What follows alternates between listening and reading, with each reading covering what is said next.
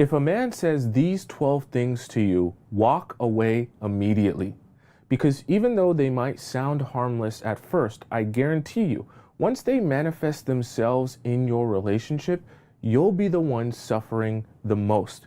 And if you make the mistake of not understanding exactly why these things are horrible if he says them, well then, if he doesn't say exactly this word for word, then you'll still be in the dark.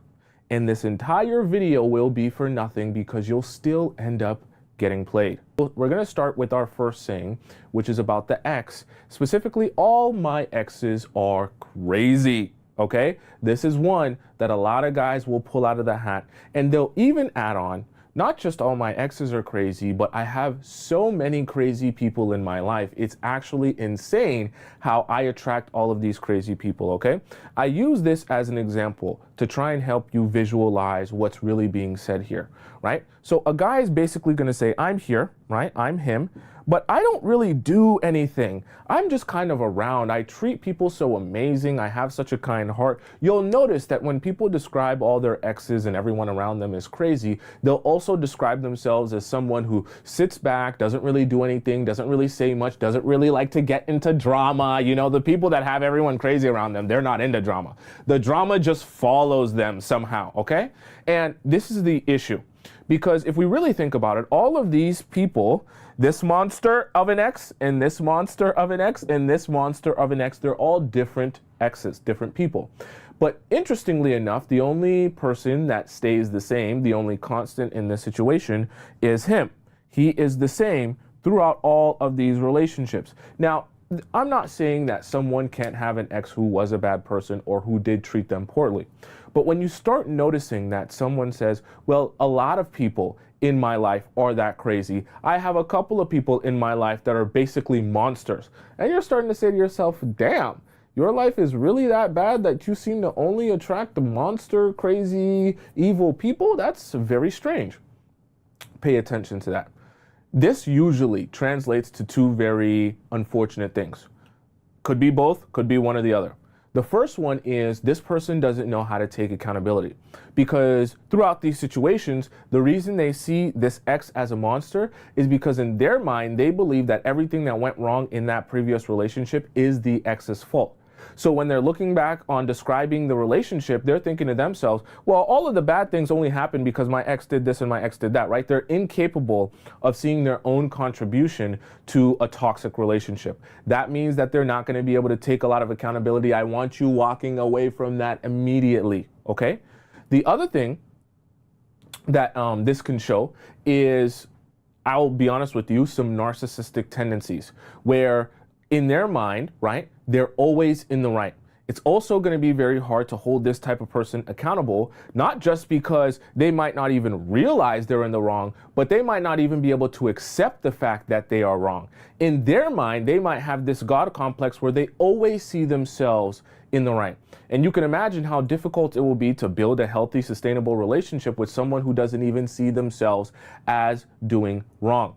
It also honestly could mean that this person is just flat out lying to you and trying to present to you a different side of themselves than who they actually are. Either way, it's horrible. So if you hear any sort of, let me be specific here, because this can come in different forms. This can be all my exes are crazy, everyone in my family is crazy, all of my friends are crazy, or it could be a combination of all three. Whenever you hear someone specifically talking about everyone in their circle, their inner circle or their outer circle, they're all crazy, they're all evil people, they all take advantage of me, they all treat me horribly, and I just sit back and take it,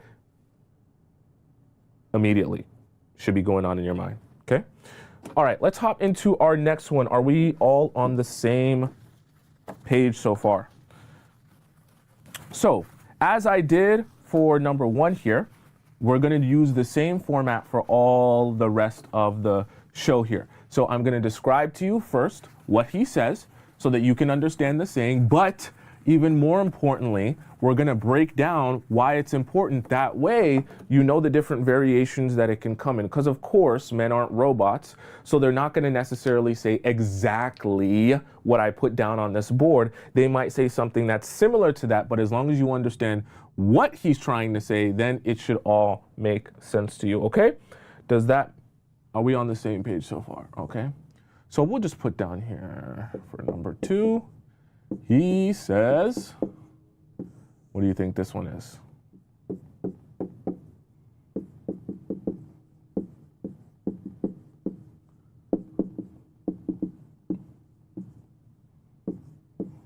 Okay. And then we'll have a little bit of a drawing here.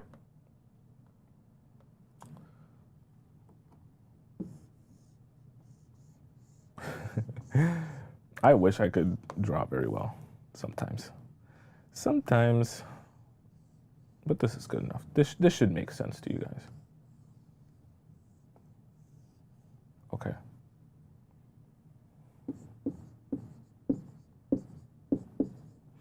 All right, so let's have a discussion about this next point. So for number 2, we're gonna discuss when he says, I'm figuring things out. Now, here's why this sounds harmless, because I'm gonna give you the context, hold on, the context in which this will come under a lot of times won't sound as bad as it actually is. When you are having a conversation with a guy, sometimes he'll say things like, okay, well, I'm figuring things out for myself.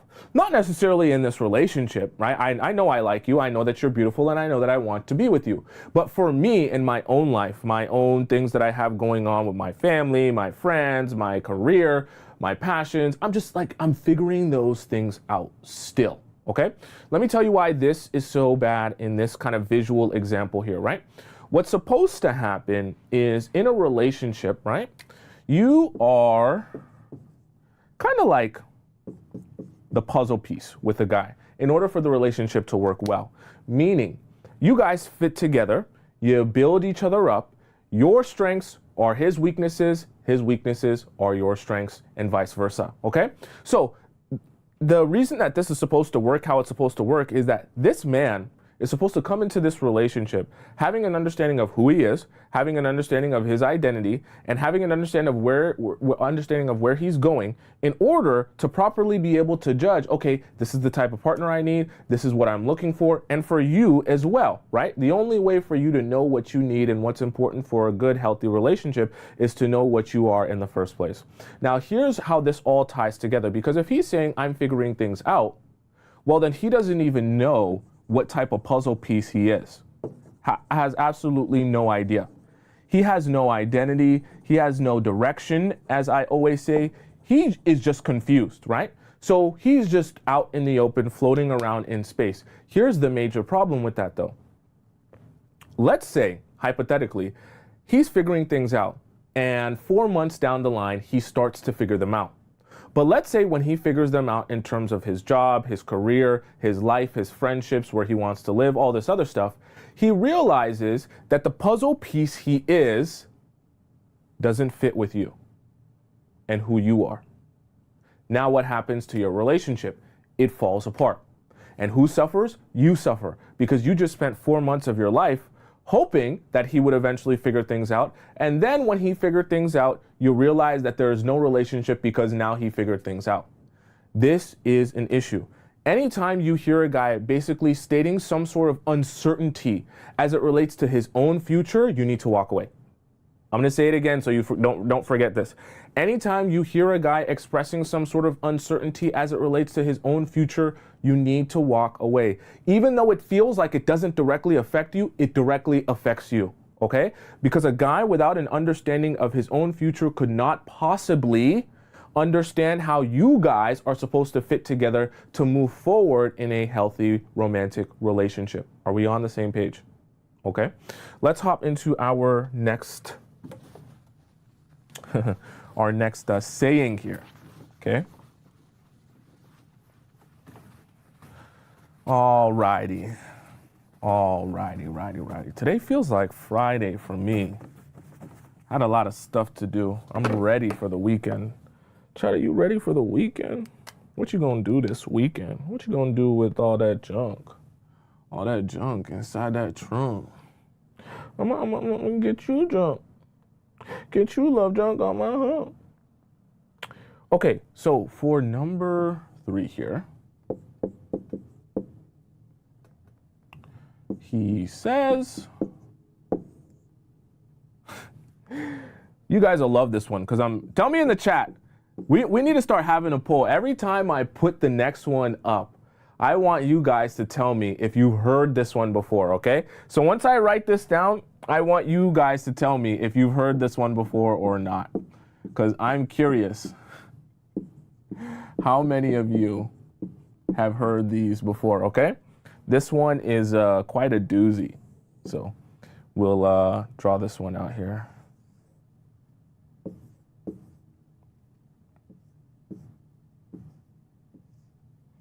Okay.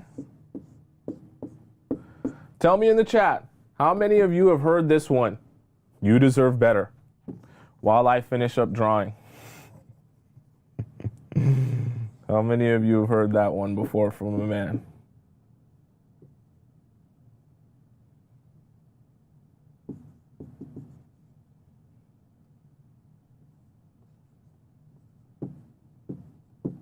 Okay. So, for number 3, I see a lot of you saying that you guys have heard it before, okay? For number 3, he says, you deserve better. This is such a dangerous one because in the context that it comes, a lot of times, it can make you feel the total opposite of what it actually means and what it should be making you feel, which is anger, rage, and being ready to walk away. You deserve better. A lot of times comes in the context of trying to make you feel sympathy for him. Let me explain what I mean by this. This visual is meant to represent what he is trying to do a lot of times when he says this.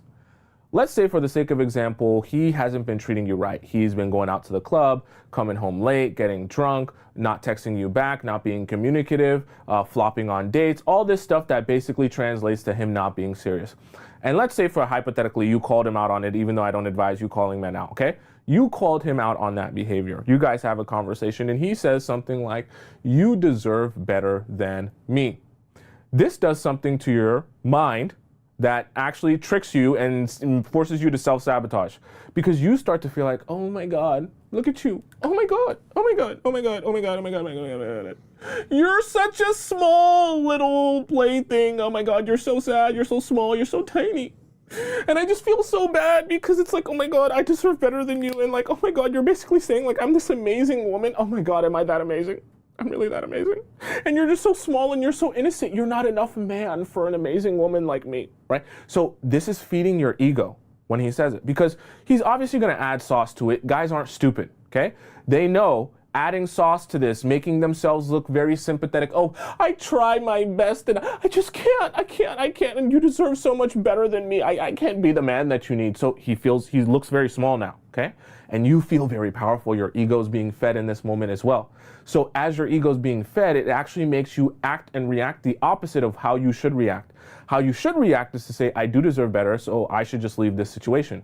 But a lot of times when your ego is getting filled up when he's saying this and he's adding all that sauce, you're like, oh, well, you know, to be honest with you, I know that you go out to the club and I know that you come home late, but you're not a horrible man. And, you know, you do a lot of good things for me. And, you know, I remember that one time where you got me lunch, and remember that other time where we did go out on a date. Like, you're not that bad. So this is how the trick plays in, because your natural inclination after he makes himself look very small is to say, well, no, you're not that bad. You're not horrible. You're not the worst, right? You almost want to pull him back up and make him feel like, no, we do deserve each other. You are good enough. This is going to be natural to women a lot of times, because it's not natural for you to want to step on someone when they seem like they're down. But this is why it's such a amazing trick that the men like to play, because when they understand that they're down and out, playing this trick will actually make you feel like you're making the decision to continue being with him, even though you basically tricked yourself, or he helped and aided you in tricking yourself to make the decision to be with him. And here's the craziest part about this statement. You deserve better is actually an admission of guilt. He's actually telling you, yeah, I treat you and treated you like trash. But here is the most insane part. This isn't an apology. Are you hearing what I'm saying? Don't take this as an apology. It's not. It's an admission of guilt. An admission of guilt is not an apology.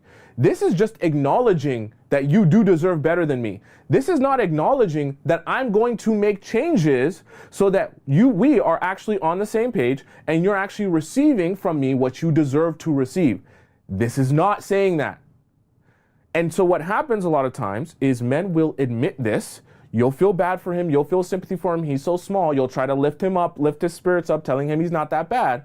But then also, you'll believe in your mind that this is an apology to you, and it's not.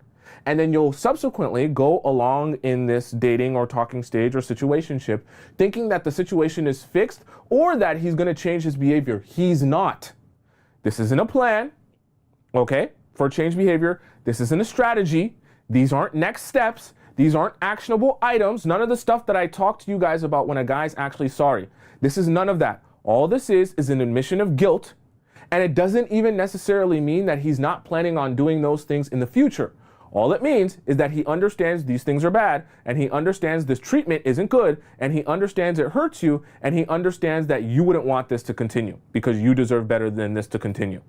Now, if you choose to stay in this, that becomes your prerogative, and a lot of times the guys will just, when you talk about this again in the future and you say, damn, you did the same thing that you just apologized for, he'll be like, well, yeah, I didn't really apologize for it. I just said you deserved better. But that doesn't mean that my mistakes are fixed. I'm still kind of a horrible human being. So yeah, you deserve better. So if you choose to still be with me, that's kind of on you. We've acknowledged what you deserve. So if you feel like you still want to be with me, even though we acknowledge what you deserve, that's your fault. Are we on the same page here? Okay. So you have to be walking away when you hear this thing and realize, okay, he's actually admitting this, but that doesn't mean I continue to be there, right? Someone said, I thought he'd be better. It does not mean that. It does not mean that. That's how little kids shake their head. It does not mean that. Not at all.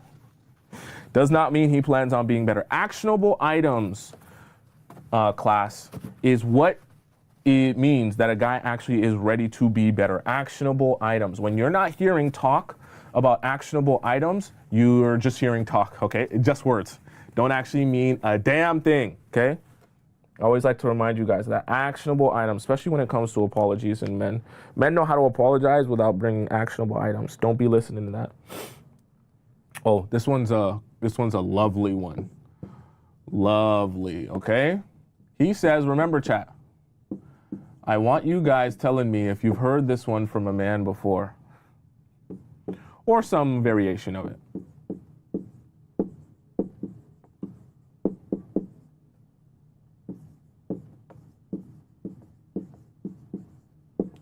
So this one, as I'm drawing, I want to see how many of you have heard this one before. People always abandon me. How many of you have heard this one before? While I write this down. Okay, while I draw this visual out. So we'll put here, big head man. We'll put you here. Okay. And we're gonna put a bunch of NPCs over here.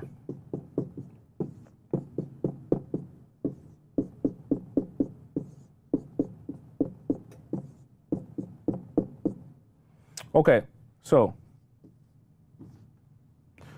this is very interesting. So for number 4, he says, people always abandon me. This one can also trick you very easily if you're not paying attention. Your natural inclination as a woman is to feel sorry for men when they feel sorry for themselves, okay? Because a lot of you have empathy. If you have empathy, it's very hard not to feel sorry for someone who looks like they're down and out. Now, this is where it becomes tricky, also can force you to self-sabotage.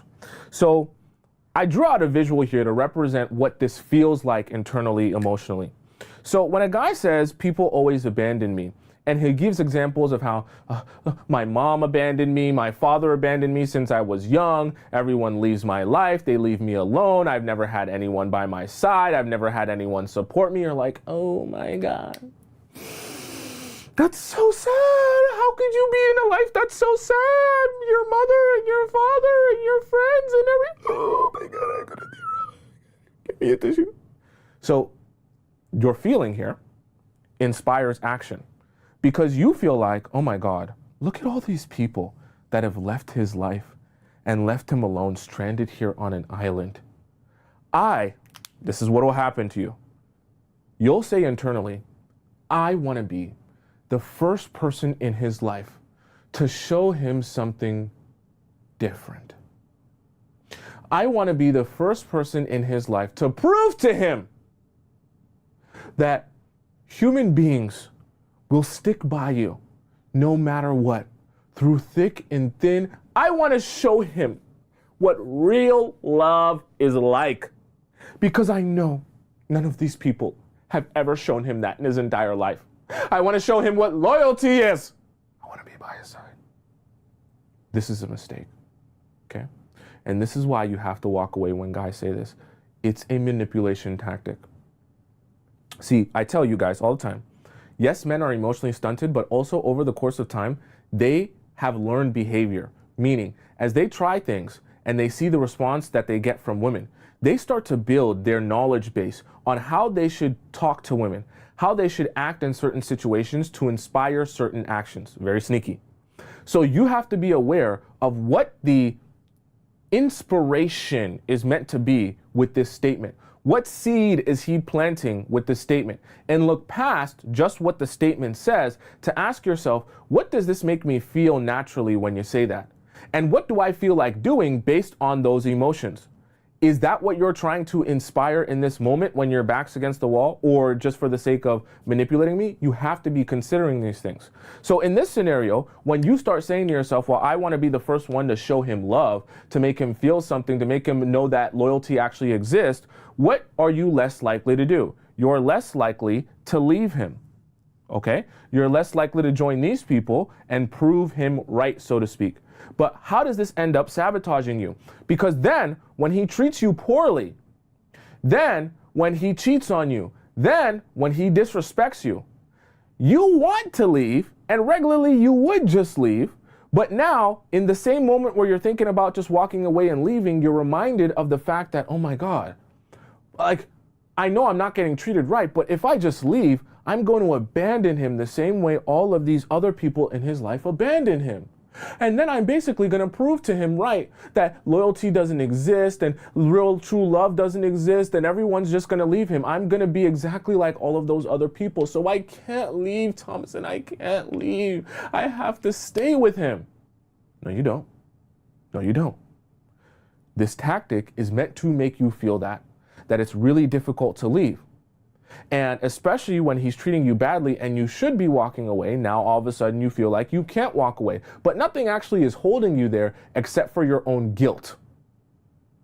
This manipulates you into feeling guilty for something that really has nothing to do with you. And the reality of it is, maybe people are abandoning you because you treat them like trash and like garbage. In which case you deserve to be abandoned if you treat people like garbage.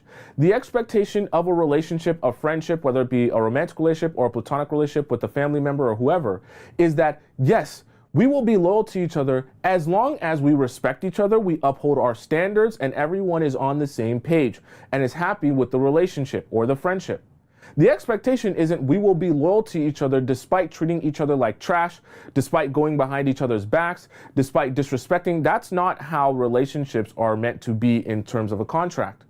So I want you to never feel sorry for men when they say these things, and also understand, yeah, I might want to be loyal to you, but I'll be loyal to you under the circumstance and the umbrella that you also treat me right. If you're expecting that I'm going to try to prove to you that I'm loyal to you, despite the fact that you treat me like garbage and you disrespect me, well, no, that's not going to happen. I will feel no ways about being just like all of these other people in your life. I'm not going to shed a tear because at the end of the day, I have to take care of me. I know, class, listen, I know. You are a nice, loving, caring woman. I'm not saying stop being a nice, loving, caring woman, but I also want you to be nice, caring, and loving to yourself. Okay? Never forget that. Sometimes I'll say things and it'll make it seem like I want you to be selfish. I do. I don't mean that you have to be a horrible person to other people, but I want you to be selfish sometimes and look out for yourself. Because at the end of the day, your happiness has to be your number one priority. Has to be. okay? Let's hop into our fifth point. Fifth point. Okay. Oh, this one I think I won't be shocked if any of you have heard this one, but this one is definitely painful. Tell me if any of you have heard this one before. Oops.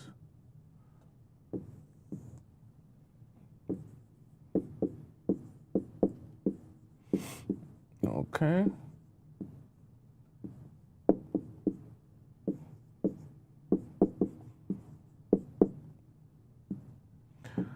How many of you have heard this one before? My ex wouldn't do that. How many of you have heard that one? So, let me draw out two women.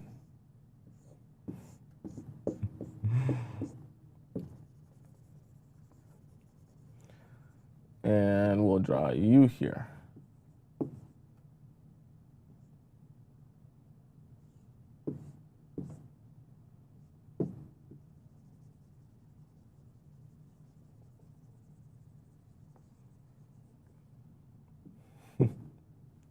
Okay.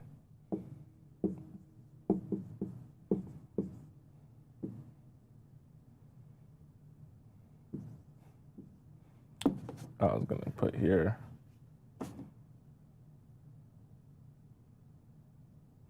Let's see.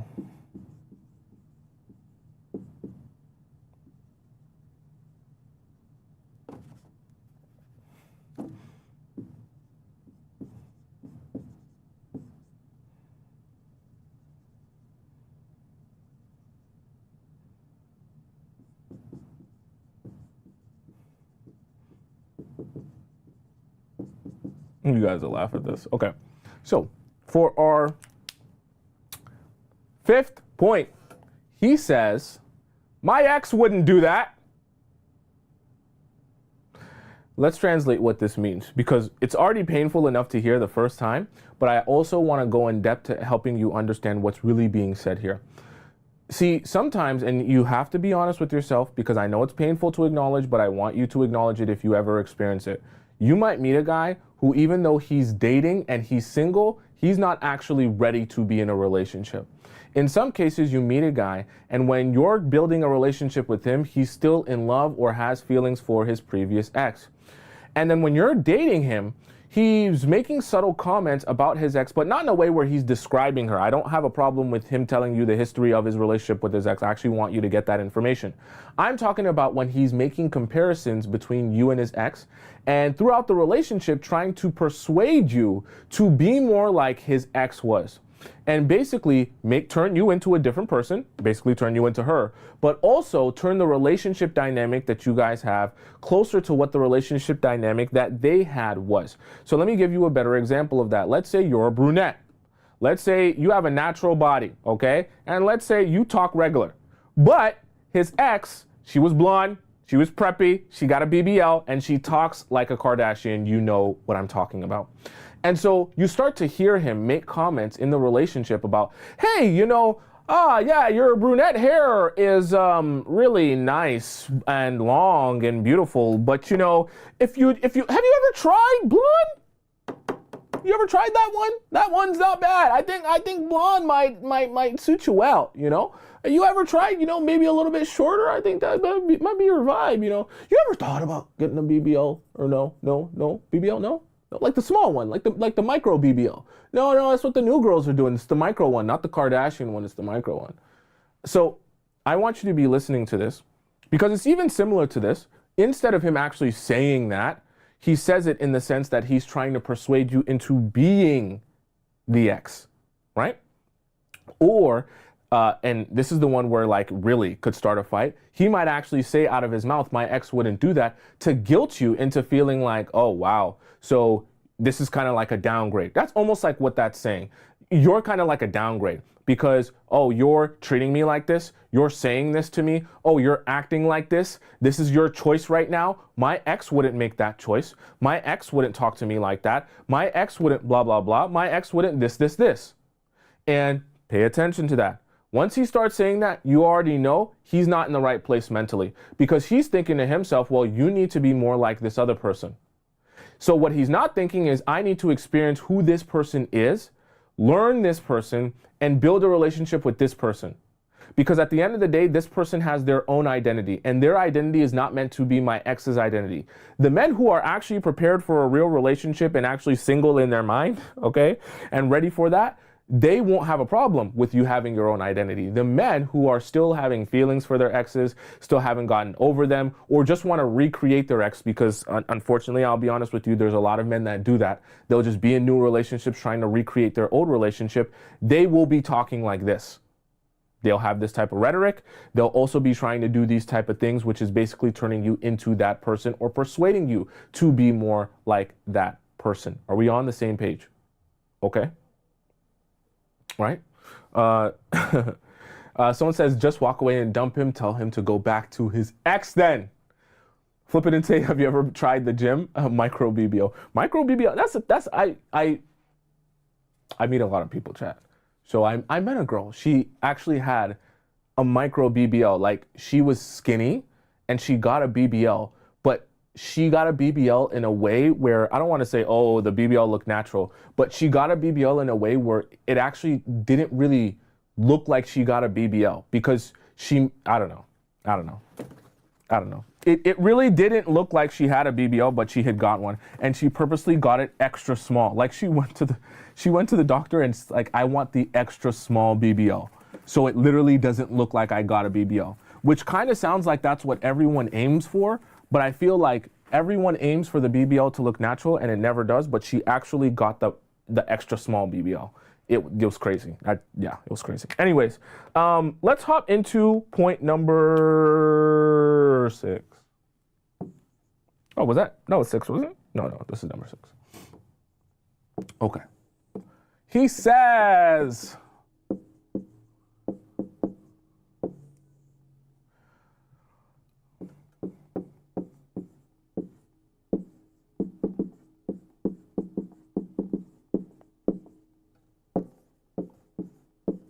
okay, there we go. Have any of you ever heard this one before? He says, your girlfriend, let me see, your girlfriends are bad for you. How many of you have ever heard that one before? So we'll draw your big head here. Huge head, gigantic head. Big brain. And then draw your body here. And we'll draw all of these other girlies over here. All the other, there we go.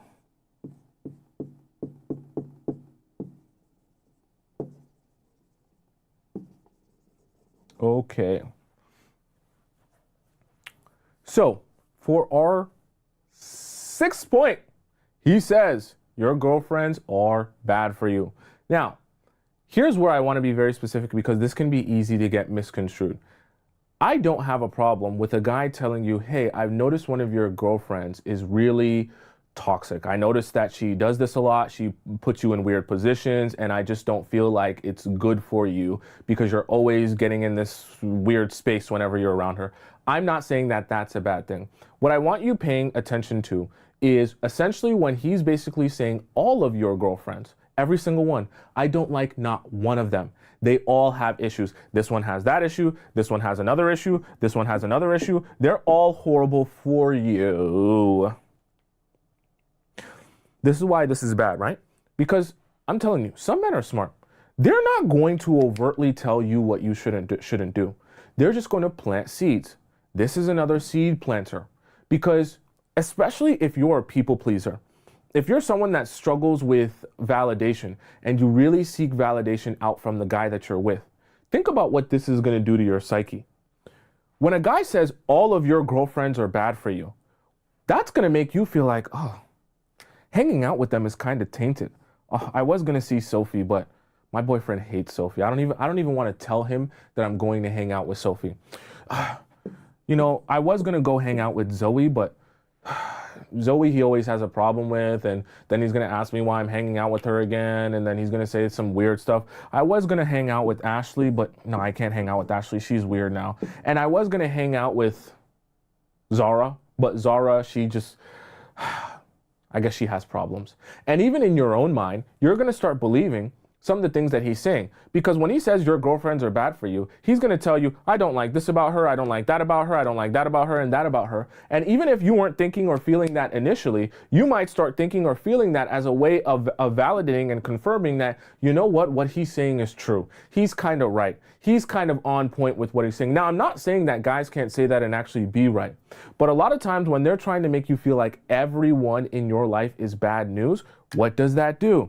That isolates you from all of them. And again, this is actually really fascinating because he's not telling you don't hang out with these people. Well, he's kind of saying he doesn't like it. But knowing and understanding that you're a people pleaser, you are desperate for his validation. So when he says, I don't like you hanging out with them or they're bad news, it starts to make you feel like, well, I'm a bad person if I hang out with those people. But slowly but surely, you isolate yourself from all of these friends, and now you're by yourself. And who is the only person left in your life to spend time with? The man right here. Him. Okay? He's the only one left. He's down here in this corner. Can you see that? He's right here. Okay? He's inside your dress. He's the only one left for you to hang out with, of course, when you're isolated from all your other friends. But think about how crazy this is. You made the decision to isolate yourself from your friends. And he didn't make that decision. All he did was plant that seed. So like I said, it's not necessarily bad if he mentions the fact that he sees something bad in one of your friends or something that's going on, he mentions it. But when he starts to make you feel like hanging out with any of your friends is bad, well, then now you have a problem. And you need to walk away from that guy, because by the time you isolate yourself like this, it's going to be cooked for the rest of your relationship. Okay? Someone says it's worse when he hits on your friends. Oh, wow. That's crazy. Wow. Hits on your friends in front of you. Right? Someone said, have you ever done any of the things on this list? I'll leave that up to interpretation. If I were to do any of the things on this list, or have done in the past, which ones do you think I would have done? I won't deny it, but I also am not saying that I did do them. I'll leave that up to your own interpretation, okay? As I love to do so much. All right, let's hop into our 7th point. Okay. So for number 7 here, he says, oh, this is a great one.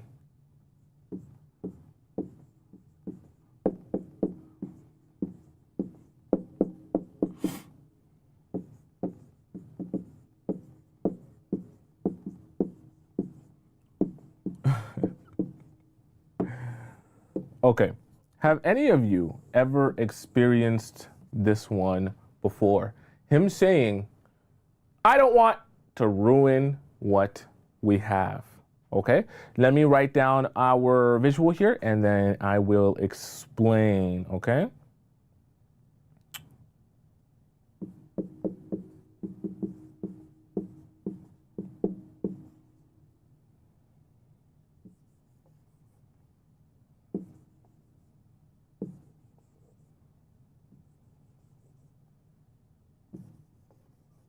Okay.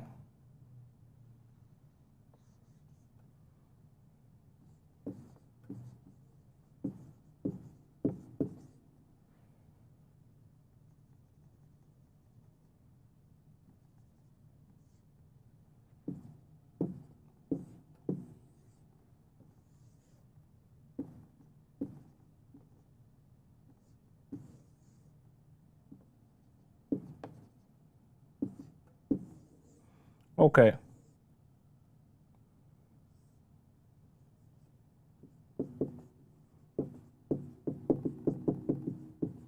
So let's discuss this. So for our point number 7, he says I don't want to ruin what we already have. Now, sometimes, chat, let me explain something to you that I've noticed. And I want to address this so none of you are ever confused. So always argue with people if they say, I want you to understand, my spelling is actually not that bad.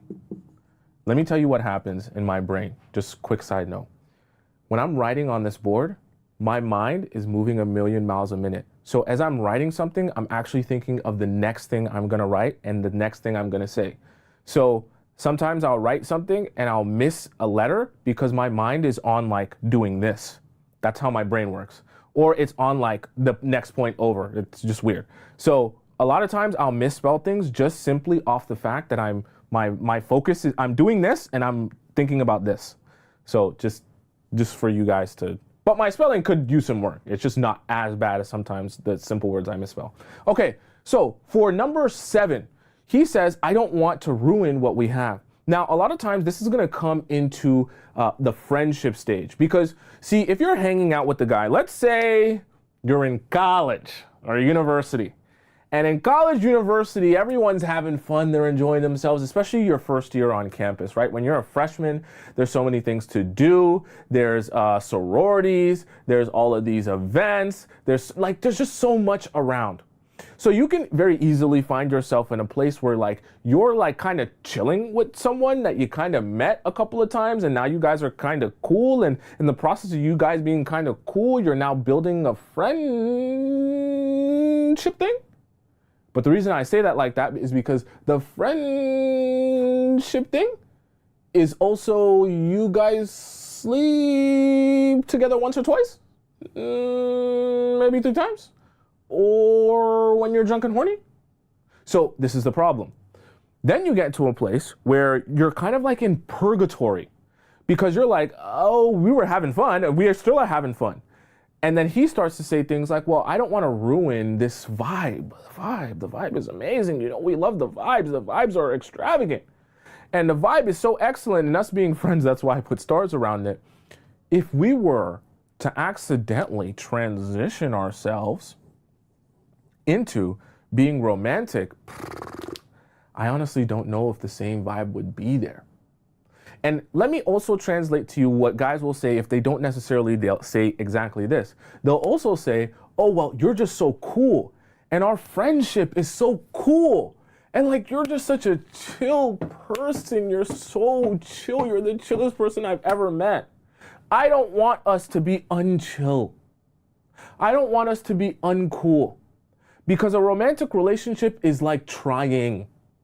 Kids don't even try these days. Come on. We're in 2025. Trying is so uncool. We've got to do the cool thing, which is not trying.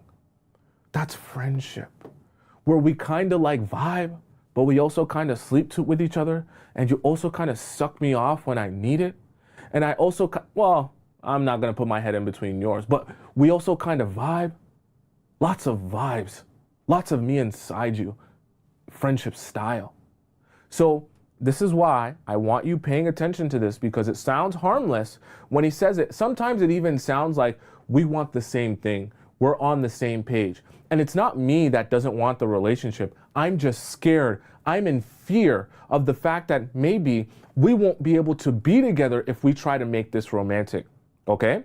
Guys know how to make a good sob story and make the obstacle in the way of commitment seem like it's not actually them, like it's some third party. Okay? And you're gonna notice a theme with some of these other ones. It sounds like a third party instead of being like, well, no, actually you're in control of us being in a romantic relationship. And if you really like me that much, if I'm really that cool to you, then we should want to, both of us, transition into being in a romantic relationship. Are we on the same page?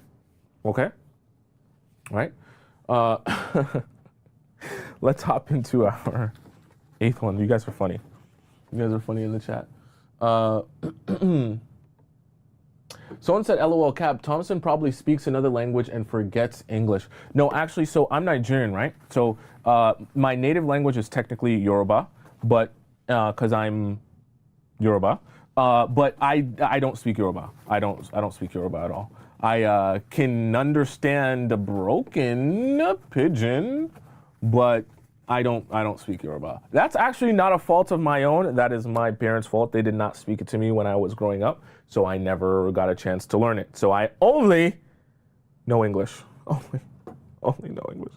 Very sad, and I can't even spell the English words right. Let's hop into point number 8. Point number 8.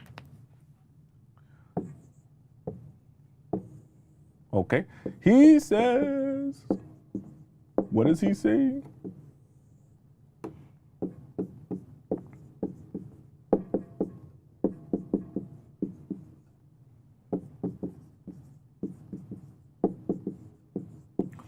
I don't know the future. I have to grab one of my other markers.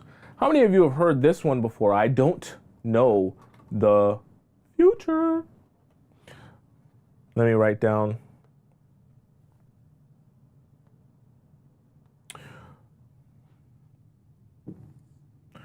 What I wanted to write down. Okay, so we'll put us here. We'll put us here in the present. And up here is going to be the future. And obviously this is then the past. Okay, so you are here. Let me grab another marker. Just give me a second, chat. Okay, I came prepared today. I have lots of markers. I want to make sure it's nice and dark for all you beautiful people. Okay. So you're here. There we go. All right. See what I just said? See what I just said? For number 8, he says, I don't know the future, okay? This is one, easy to fall for the trap, easy to fall for the trick because it sounds very harmless. The truth is, he doesn't know the future. A lot of times guys will say this as it relates to, okay, if you start to get frustrated or he can see the frustration on your face as it relates to like, what's the direction here? Where are we going? I don't know the future is a great way of escaping the responsibility of providing you with direction. Because if he doesn't know the future, which he doesn't, he can't plan for the future. He can't set things in motion for the future. He also can't give you direction or a plan for the future as well. Do you see why I say, really what you want to be doing is getting an understanding of direction that a man has for himself? Because that's always going to translate to the direction or lack of direction that he'll have with you. I don't know the future, yes, is true, but it also is escaping the accountability of the fact that, well, if we don't know the future and we just throw our hands up and say not knowing the future is not going to allow me to plan for the future, well, then we are going to be nowhere, okay? Because the only way to have a successful future, just to give you a little note about life, this is about life in general. The only way you'll ever have a successful future is if you live in your mind in the future. What I mean by living in your mind in the future is you plan for the future. Now, obviously, because we can't see the future, we might plan for the future, and the way we plan for the future might end up being different by the time we're actually there. We might have some circumstances or some situations that happen along that planning that we end up in a different place than we intended to end up. But nevertheless, in order for us to have a successful future, we always have to plan. And then we change our plan or adjust that plan based on the circumstances or situations that we come across going forward, right? Of course, we're all living in the present, so that's not new to anyone. But the problem with this is when he says this, he's going to inspire you or convince you that the best thing for you guys to do, rather than thinking so much about the future, planning for all these stages because you never know what might go wrong. That's what they'll add to. You don't know what'll go wrong. You don't know what'll happen. We might be here. We might be there. We might be dating. We might be married. Yeah. And here's the problem. You'll adopt the mindset, sure, we'll just enjoy the present. Yeah, we'll enjoy the present. We'll be here. We'll just focus on each other. We'll love each other for now, and we'll just, yes, we'll be present. Yes, I love you too, right? And it actually sounds kind of good. It sounds kind of magical, and some guys will paint it very magical, and even some guys, Some guys will know how to make it feel spiritual. Tell me in the chat if you've ever met a guy like that knows how to paint this in a spiritual way, where they'll be like, look, the best thing for us to do to really soak in each other and soak in each other's souls and be one with the universe is for us to be present in the moment. Me and you against the world, taking it one day at a time. I want to feel you, feel your soul, feel your spirit. And if we're present in these moments, then we'll be able to soak in each other for all that we have to offer.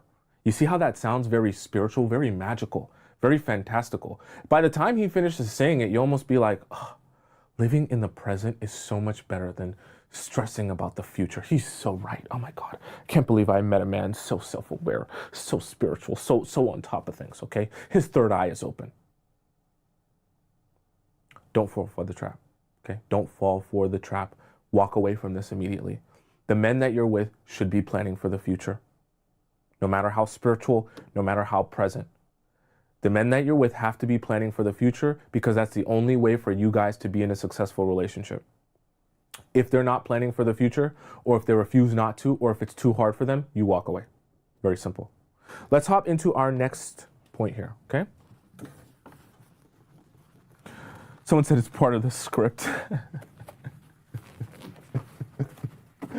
It'd be like that. It'd be like that. See, this is the amazing part about watching this show is because you might feel like, oh, well, honestly, I knew some of these things. Honestly, I kind of knew already that. But I'm telling you, every time, and I hear this all the time from women as well, you watch the show enough, you'll eventually come across, even me, I come across things as well, watching my own show.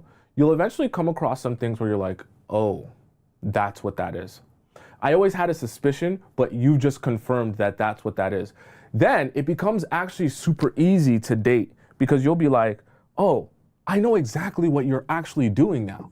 Like, it's not confusing to me. I'm not confused anymore. And you'll be shocked because you'll be thinking you were just listening to this casually for fun, just to try and understand. But then when you actually go out on dates and everything makes sense to you, and you're like receiving someone and you're hearing them say things and you're like, none of this is like a mystery to me. I completely understand everything that's going on. You'll feel so much more confident in dating, but you'll also feel much more reassured when you know that it's time to walk away because you'll be like, oh, I know exactly that this isn't going to work out. And I know exactly why it's not going to work out. So when I walk away with confidence as opposed to walking away like I'm missing out on something. You get what I'm saying? So let's hop into our ninth one. Okay.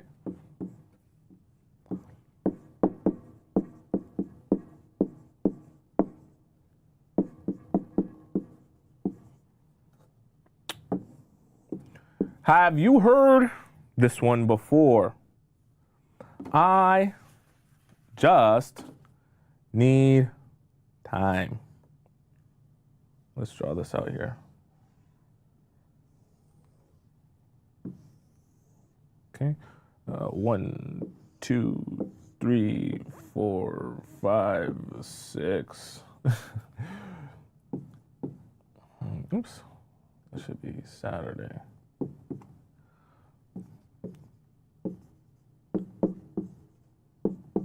Thursday, Friday.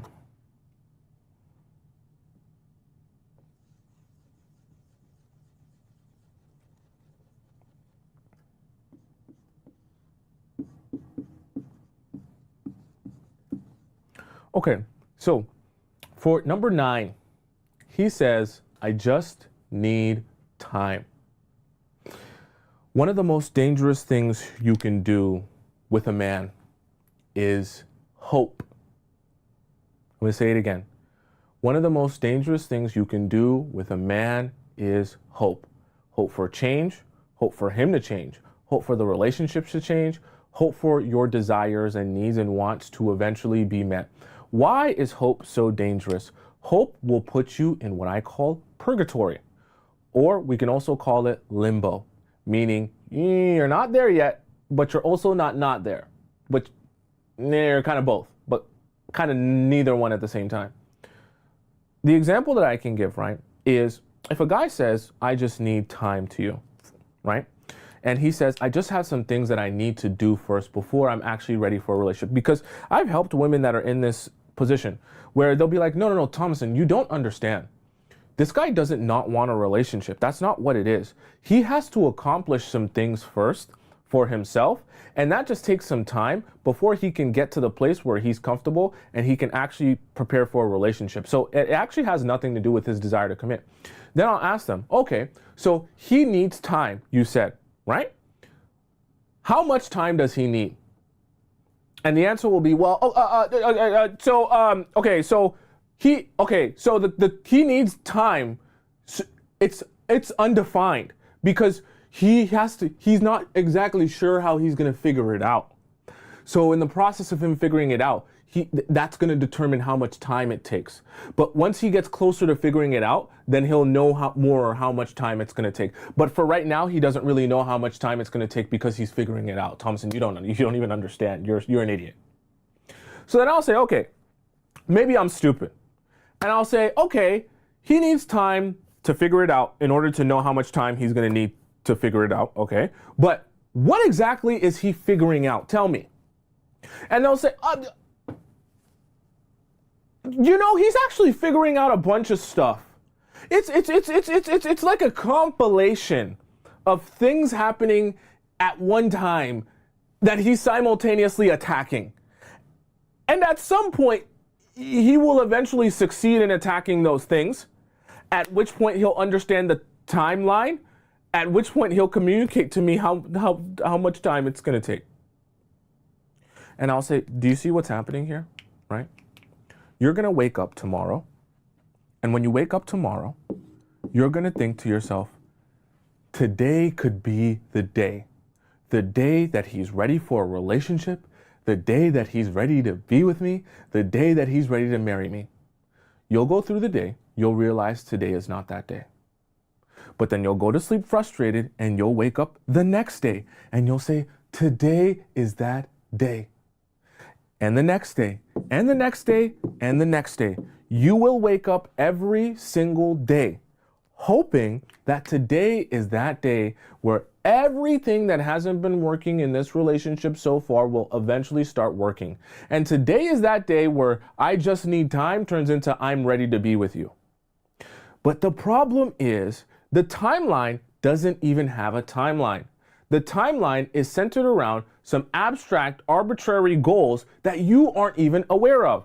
This is how guys get away with stuff so easily with you, okay? Guys get away with stuff so easily because you accept this without asking yourself more questions. If you don't have clarity around what your goals are and have a plan of how long those goals are supposed to take, how am I supposed to know how much time I'm supposed to be waiting for an answer? Also, if we don't have a clear understanding of exactly what those goals are and exactly how long it should take you for you to accomplish those goals, how do I hold you accountable for the fact that this timeline is either stretching longer than it's supposed to, or whether or not we're even on track for how we're supposed to get to the eventual I'm ready? See, sometimes when you're talking to a guy and you're not thinking about, okay, let's break down what was actually said, you can easily miss these things. That's why I want to talk to you about the why so much. This is so easy to miss because you're not asking yourself very important questions. What is the goal? How long is the timeline for the goal? Because if the timeline for the goal, let's just say hypothetically, he's like, oh, I want to be a multi-millionaire before I get married. That's my goal here. And you're sitting here thinking to yourself, this guy has $8 in his bank account and he wants to be a multi-millionaire and that's what he's striving for. And he's over here playing video games every day. Every day I come over to this guy's house, he's playing video games. He's telling me he's only going to be ready for a relationship when he becomes a multi-millionaire. I'm literally going to die single. I'm going to die and we're not going to be in a relationship, right? Do you understand how having an understanding of that timeline, having an understanding of what those goals are and how long it should take to get to those goals will be the only thing that puts you in between hope and puts you in between being assured of being able to walk away or that you should walk away? This is why I say, anytime a guy is leaving you with hope to just say, oh, things are arbitrary, figuring things out, the timeline is not unsure, and they're leaving you just to hope that things will change, walk away, walk away, walk away, walk away. Okay? Are we on the same page so far? All right? Someone says, I feel like Tomisin gets flashbacks of doing some of these things while warning us. That's a funny conclusion to come to, okay? That's funny. All right, let's hop into number 10. I like to leave things up to the imagination, you know. Keep you guys guessing. Keep you guys on your toes, okay? I'll let you figure out the answer if you really want the answer. Use your context clues to find the answer. I know some of you guys have some very pressing questions that you want to know, but I think there's a lot of, what's the word I'm looking for? There's a lot of interest or intrigue in mystery. So sometimes I just like to leave it up to the imagination. I like for you to imagine what the answer is. Okay, let's hop into number 10.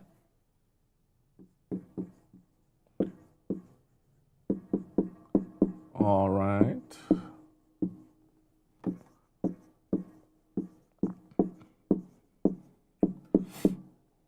Let me put this down here.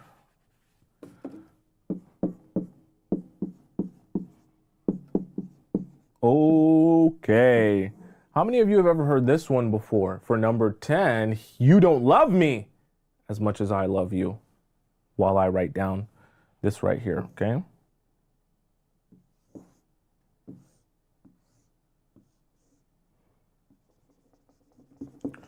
Let me draw this here. This you, and we draw another man here, or another glass here.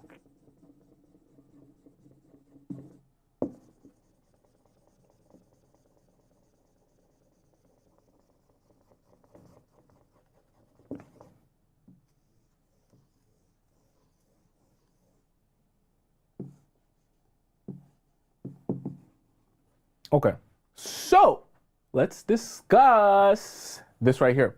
For number 10, he says, you don't love me as much as I love you. Ooh, this is some crazy manipulation here. This one comes about when a guy wants to take advantage of your kindness. Also, take advantage of your desire to receive validation from him. Let me tell you how this works. We're going to use a visual example to kind of understand this. There are two glasses here. Let's imagine that all of this water, right? The water here is energy, okay? When I say energy, I'm talking about the energy within you, the energy it takes to be in a relationship, to focus on someone, to give them your time and attention, okay? That type of energy. Now, this energy, let's just say your glass is full to the brim. It's damn near overflowing. But he says, you don't love me as much as I love you. So this paints a picture in your mind. My glass is full to the brim of energy. His glass, oh my God, look, it's so empty. It's so sad. It's so tragic. It's like barely full. Okay. So what does this make you feel like you need to do? It makes you feel like you need to take some of your energy, a lot of your energy, most of your energy, all of your energy, and pour it into him until his cup is right around the rim here. Okay. He's got a full cup. And what does that do to you? It makes you drained and empty, okay? Now, here's the really tricky part about this. Your cup is now looking like this after you pour so much of it into him. Why? Because you are trying to prove to him, I love you that much. I love you even more than you love me. So don't get that twisted. You're saying that, but I know that that's terribly untrue. Here's the really interesting and tricky part about this. He knows that you love him more than he loves you. He actually already understands that. And the reason he's saying that is because he wants to trigger your desire to prove him wrong. He knows that you'll invest extra hard if you feel like you have to prove to him the fact that you love him.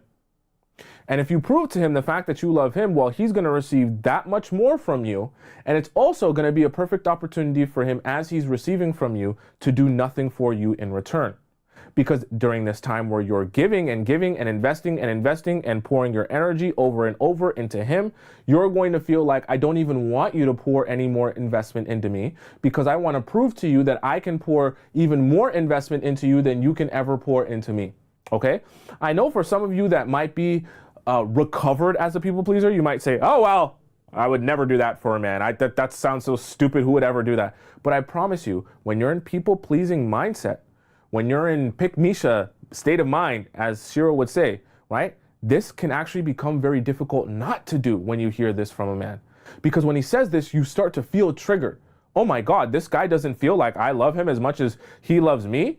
I love this guy so much. I want this guy so much. I desire this guy so much. I'm going to show him. There's no way he can possibly deny that he loves me more than I love him. He's going to feel my love from 10 miles away. I'm going to do everything in my power to make him feel this love. I'm telling you, it's a mistake. And if you hear it, understand it as a manipulation and walk away from it immediately, because this is exactly what it's designed for you to do. And then you'll be left with nothing. Are we on the same page? Right? Someone said, I wonder if Tomisin ever said it to get more energy out of a woman. What do you think, class? I told you, I leave things up to interpretation. I won't say yes and I won't say no. Maybe it's somewhere in between. Where do I get my knowledge from? Is it a book? Is it experience? Is it friends? Am I an AI? All of these questions may get answered on the next episode of I'd be so random chat. Let's hop into number 11. So for number 11, I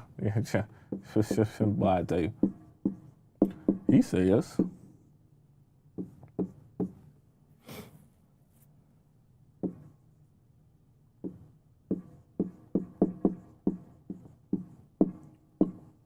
Okay. There we go. So, we gon' do this like this. So for number 11, how many of you have ever heard a guy talk about, I'm not sure about my career? Excuse me. I want to see it in the chizat. Want to see it in the chizat.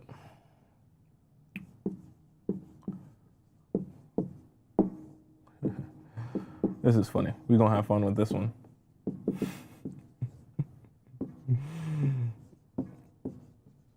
Let's see. We could do...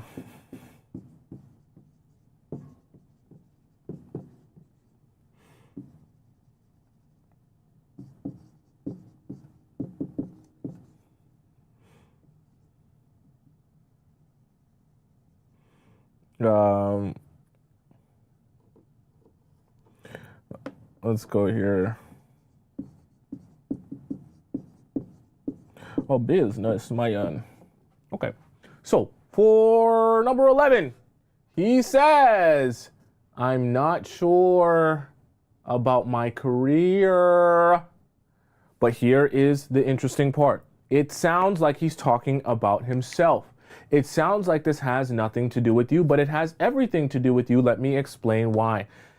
If he's not sure about his career, he's not sure about his future, he's not sure about his path, he's also not sure where he will end up or what it will look like, what his life will look like when he ends up in that place. If he's unsure about those things, he can't possibly be able to build a relationship with you in any one direction. And even if he tries to, eventually when he gets to the place in his career where he wants to be, your ability to be in a successful relationship might be completely erased. Let me explain to you what I mean by that. Let's say all of these different careers or different possibilities for him. He could be rapping. Let's say he wants to be like NBA YoungBoy, okay? And that's his goal in life, is to shoot music videos, be a successful rapper, and tour the world, okay? If he's rapping, Success for him is literally going to take him across the country, because if he's a successful rapper, hypothetically, then he would be touring the country, because after he makes his music, he's going to go on tours. So he's going to be going from state to state to state while you're at home doing stuff for yourself, but you're not going to be there with him when he's going across the country, meeting all these women, drinking all the time, drugs around him all the time, whole groupies around him all the time, right? That's a career path. Being a nurse as well is another career path. Being a Can I even say this? Being a DRUG dealer is also a career path that maybe he's possibly considered. He's just not sure about it, right? Being a cashier, being a businessman, all of these things are things that he could possibly do in the future, but he's not sure exactly what direction he wants to go in. He's unsure about his career path. Now, this is where the mistake comes in, because some women believe that, hey, if I'm helping a man build himself up, or I'm going to be a ride or die, then I stick around him while he figures this part out, okay? Now, let me tell you why that's a mistake. And I do want you to be a ride or die, but for a man who actually has direction. So the mistake is being around this guy that says, I'm not sure about my career, but he doesn't have any path or steps forward. All he knows is that he likes you, he likes your vibe, and he's going to try and figure his life out. That's a mistake. What a guy should be doing is saying, if he's responsible, I need to figure these things out first. I need to figure out my own direction. I need to figure out where I'm going. I need to figure out what I'm doing. And I at least need to be on the path there before I start saying I'm investing into a relationship. That's what should be happening. And if you're ever in this situation, you need to say, whoa, whoa, whoa, whoa, whoa. Thank you for saying that. But now I recognize this is my time to exit, because I'm doing you a disservice if I'm trying to get you to focus your energy on me and our relationship while you have bigger fish to fry that are literally going to be the crux of whether or not you're ever going to be able to have a successful relationship. Because as a man, if you don't get your career figured out, you will never be able to be a successful man in a romantic relationship, because your ability to protect and provide is going to be in jeopardy if you don't even understand how you're going to be able to do that. That's just the reality of life. We all have roles to play. So if the guy is not taking 100% of his energy and investing it into figuring out which one of these he wants to be, right, then you're going to be the one that suffers in the end. Also, what will happen is, let's say he doesn't know which one he wants to be, and he ends up picking like something like this, right? Being a dealer. Now, all of a sudden, you went from investing and building in this guy to now you're with this guy, but this guy is a dealer, and this is going to be a very difficult situation for you to be able to be in a romantic relationship when this is the career path that he chose. Once again, you're the one that suffers, because now you invest the time, he makes the choice, he moves forward in that direction, but you're like, what the hell is this supposed to do for me? I can't be in a successful relationship with you when you have this career path.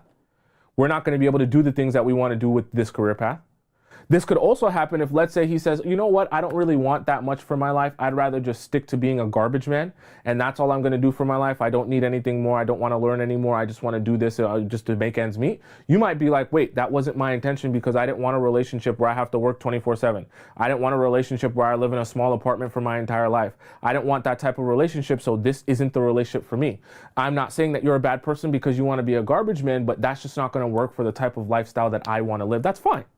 But you see how I say a guy understanding where he wants to go, even as it relates to his career, is really going to determine your ability to be in a successful relationship with him or not. Okay? Does that make sense? All right. Someone said, he's a man, y'all. This is becoming a debate. Male dating coaches that aren't married are teaching the strategies they've done before. And I say that even though that, I like Tommy. Interesting. Do you guys think I'm in a relationship, or do you think I'm married? What do you all think? What do you all think? Which one do you think it is? You think I'm single? You think I'm married? Or you think I'm in a relationship? It could be any one of those three. It really could be. You really never know. It's really just a mystery. Or maybe I can't be in a relationship because I'm not real. Maybe this is all in your imagination, and you're going to wake up and be prepared for relationships, and I'll be gone. Number 12. Okay. This one, I actually saved it for last because it's one of the most confusing.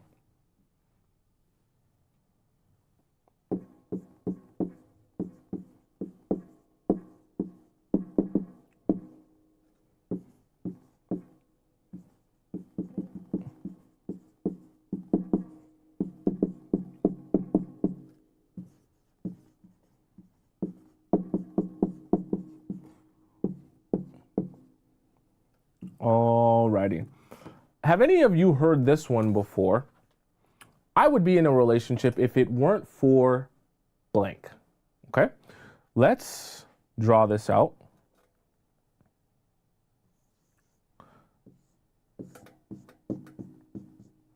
So we're going to draw you here. We're going to draw him real quick. And then we'll draw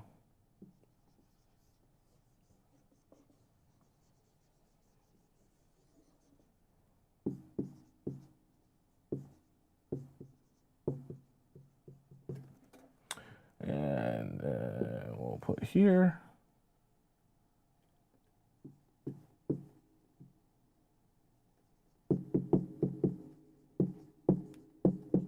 Okay, so this is what I want us to be thinking about here. For number 12, I would be in a relationship if it weren't for blank. This one is actually the most tricky one you're ever going to come across, okay? Let me explain why. I drew this visual out to represent what this is going to make you feel. You guys are on the same team, right? This is how he's going to kind of present this. Me and you being on the same team, we want the same things, which is a relationship. We want to be committed to each other. I love you as much as you love me. However, this situation, whatever this is that's going to be in this blank space here, because guys will imprint whatever they want here, whatever's the most convenient. This thing that's here is in the way of us getting to the other side and getting to commitment, okay? It's kind of forcing us to be in this purgatory, not because of me, because you know I love you, I want to be with you, I want to be committed to you. And not because of you, because you love me and you want to be with me and you want to be committed to me, but because of the roadblock. Let me give you an example of some of the roadblocks guys will utilize, okay? I would be in a relationship if it weren't for the fact that I just don't have the finances right now. I'm not where I want to be financially. I would be in a relationship if it weren't for the fact that I just don't have a car right now. If I had a car, it would make it a lot easier for me to get around.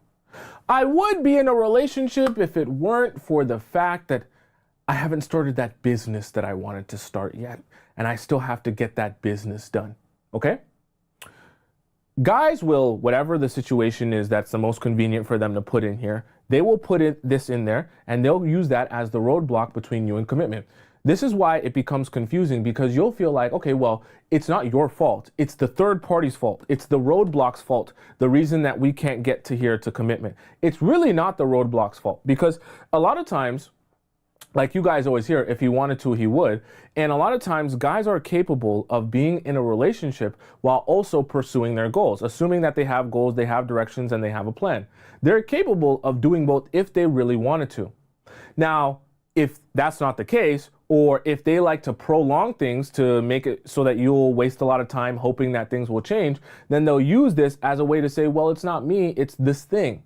Some guys even use this when it comes to like getting engaged, or, you know, actually asking the girl to marry him, or whatever the case may be, because they'll be like, well, I can't take that next step because I still have this roadblock in front of me. And here's the reality of it, okay? And this is why I want you to walk away when you hear this, because this is what I want you to be thinking when you hear this. If this roadblock is getting in the way of your ability to commit to someone and be in a romantic relationship with them, you shouldn't even be dating until you accomplish this roadblock and get rid of this roadblock. Dating shouldn't even be on your mind, shouldn't even be in your vocabulary until you finish this. Or else, everyone you come across, you're literally wasting their time. What's the purpose of doing anything as it relates to exploring relationships, knowing that even if you meet the person of your dreams, you still won't be ready for a relationship? There is no point. So then you have to realize to yourself, even if I was perfect, I would still be wasting my time. Even if I was Jennifer Lopez, even if I was Kim Kardashian, even if I was whoever, right? I would still be wasting my time because you still would have this roadblock in front of you. So that means I can't hope or dream or wish for anything else.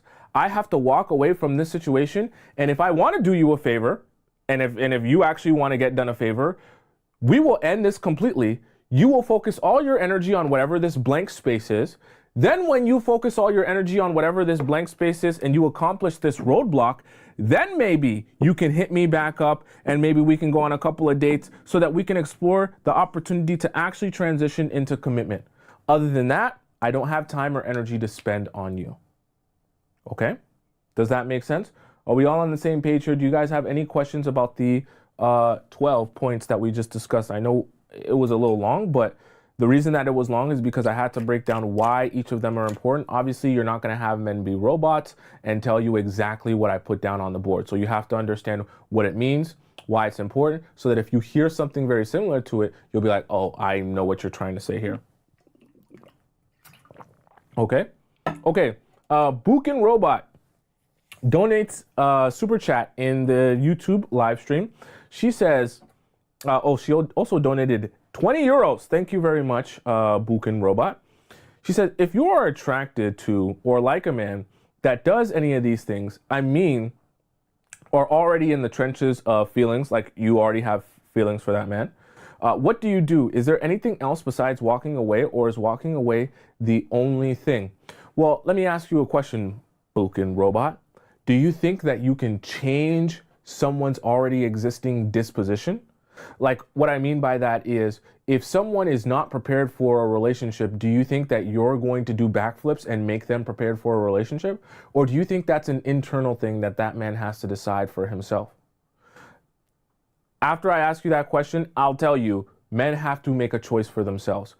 Everything that we talk about on the Players Club is not about changing a man's mind. It's about understanding men, understanding how to translate their words and what they're saying so that you can sift through and filter through men to decide who's actually ready for a relationship and who has the qualities and already existing disposition that will help to be a successful relationship. You know, if I were to sit down with you guys and show you guys some of these videos that I watch on Instagram and TikTok of these men, they'll give like their women princess treatment, or they'll be treating their woman a specific way, and she'll like post it and girls will be like, oh my God, you're so lucky. See, the mistake is thinking that you can show your man that video and then he'll be like, oh my God, look what that guy's doing for his girl. I want to do that for you. I'm changing everything about who I am to be more like that guy that you just showed me on Instagram or on TikTok. That's not how that works. But women have a dream, a fantasy of life working like that. Unfortunately, what you see these girls experience when you're seeing them get princess treatment, you're seeing them get treated so well, you're seeing their guy go above and beyond them, that starts with the selection phase. That starts with selecting a man who believes in the idea that my woman should be treated towards this certain standard, who believes in the idea that, hey, my woman doesn't deserve any less than the best. But here's the part that I think a lot of women don't want to accept, which is why they kind of shy away from that thought process, is because unfortunately that also means that you're not particularly special. In terms of, hey, yes, if you're his woman, he's going to treat you the best, right? He's going to do the most for you, but he's also going to do the most for whoever is his woman. It's his existing nature and disposition and philosophy for himself about relationships that my woman deserves this type of treatment. So it's less of a fantastical feeling to recognize that my man treats me like a princess because he believes his woman deserves to be treated like a princess, as opposed to believing, oh, my man treats everyone else like garbage and he only chooses to treat me like a princess because I'm the most amazing thing ever.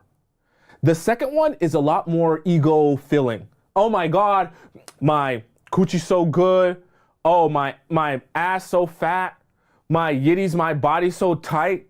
The way he acts around me just different. I make that man act different. You better bark like you want it, right? It fills up the ego. But the reality of it is the way you find the men that will treat you that good are the men who believe that their women deserve to be treated that good. But it's not really, it's less about you as an individual and more about his own philosophy on relationships and his own morals and values on relationships. reason that he treats you.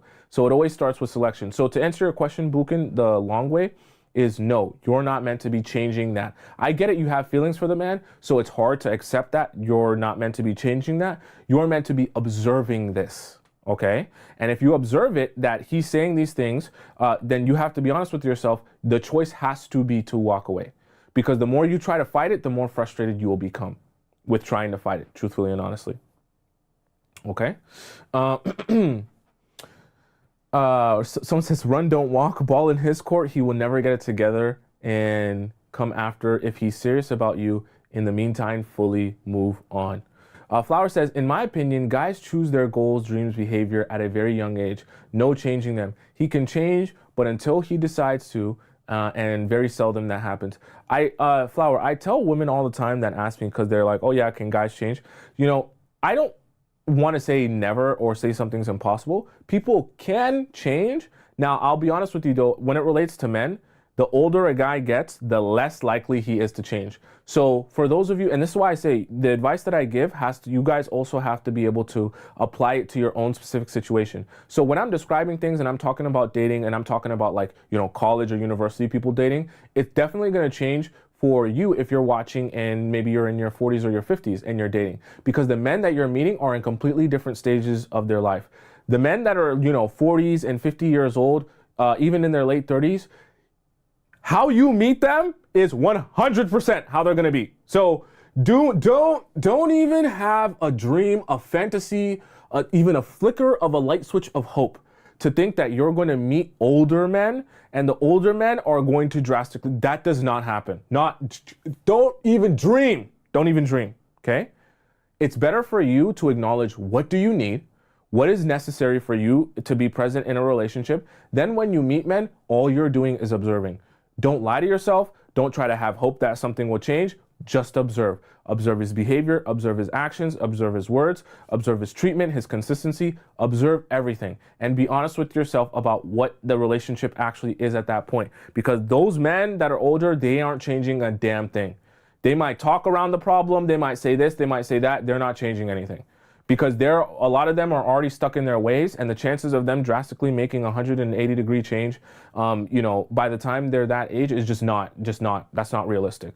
And I'm not saying that to disappoint you. I'm just saying that so that you don't set yourself up for failure by getting with the guy and believing that he's going to change. Now, younger guys, I will say there's more leeway for guys who are on the younger side. I'm talking about like early, mid-20s, even some in their late 20s to make a change, because I know for a fact that in that age range, that's when a lot of people will go through a transformation. Okay, I've had lots of friends in that from early 20s to late 20s, they're a completely different person.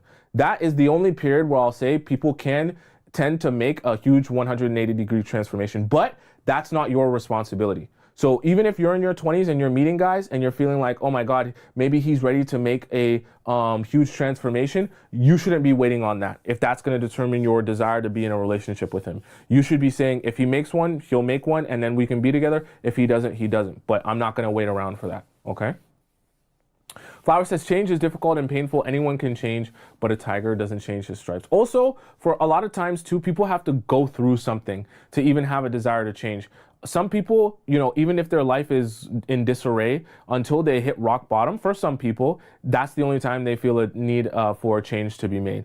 Or for some people, they just have to go through something in general to be able to say, you know what, it's time for me to change my life. And that's just the reality of it. But that's something that you're never going to be able to predict. Some people, they go through a transformation, and some people, they stay completely the same from the time that they're 20 to the time that they're 40. Okay, they never change even a little bit. I already know by my experience and my age, all this I'm listening to is correct. Tyler says, observe the atom, observe the atom not being seen.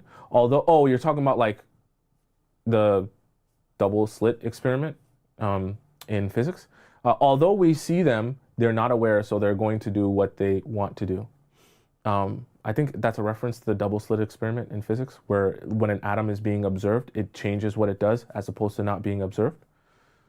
I believe that's what you're trying to say. Miss Best Pumpkin says, well, I like my men young, fresh and tender anyways, like breezy. Ain't nobody want an old man unless he's old money. Okay? You like him. Listen, I don't judge. I don't judge any. Everyone has their thing. As long as that man is legal, I'm not gonna, hey, you have your thing. I have my things, you have your things. I'm not gonna judge you. I don't judge.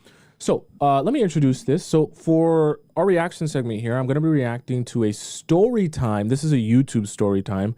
This woman just posted up. She said, this is my situationship, and I want to talk to you guys about what has transpired in my situationship. Now, I haven't watched this, but I did skim through just a little bit just to see what she was going to talk about. And I think a lot of stuff that we talk about applies here. So we're going to watch this together from this beautiful content creator on YouTube. I've got my emotional support matcha here. Let's give it a little stir. And we're gonna talk about my situationship. The sun is doing that thing again where it's ricocheting off of the building in front of me. So I am blind, and if there are 10,000 shadows on me, that's not really any of my business, but I am sorry if it's distracting. Something to take the edge off right here. Where do I even begin with this? I feel like a situationship is a canon event for a girl. It is literally the relationship version of an ego death because it is just... Unless you watch the Players Club from a very early age. Hopefully not too early, but early enough, then maybe you never have to encounter it.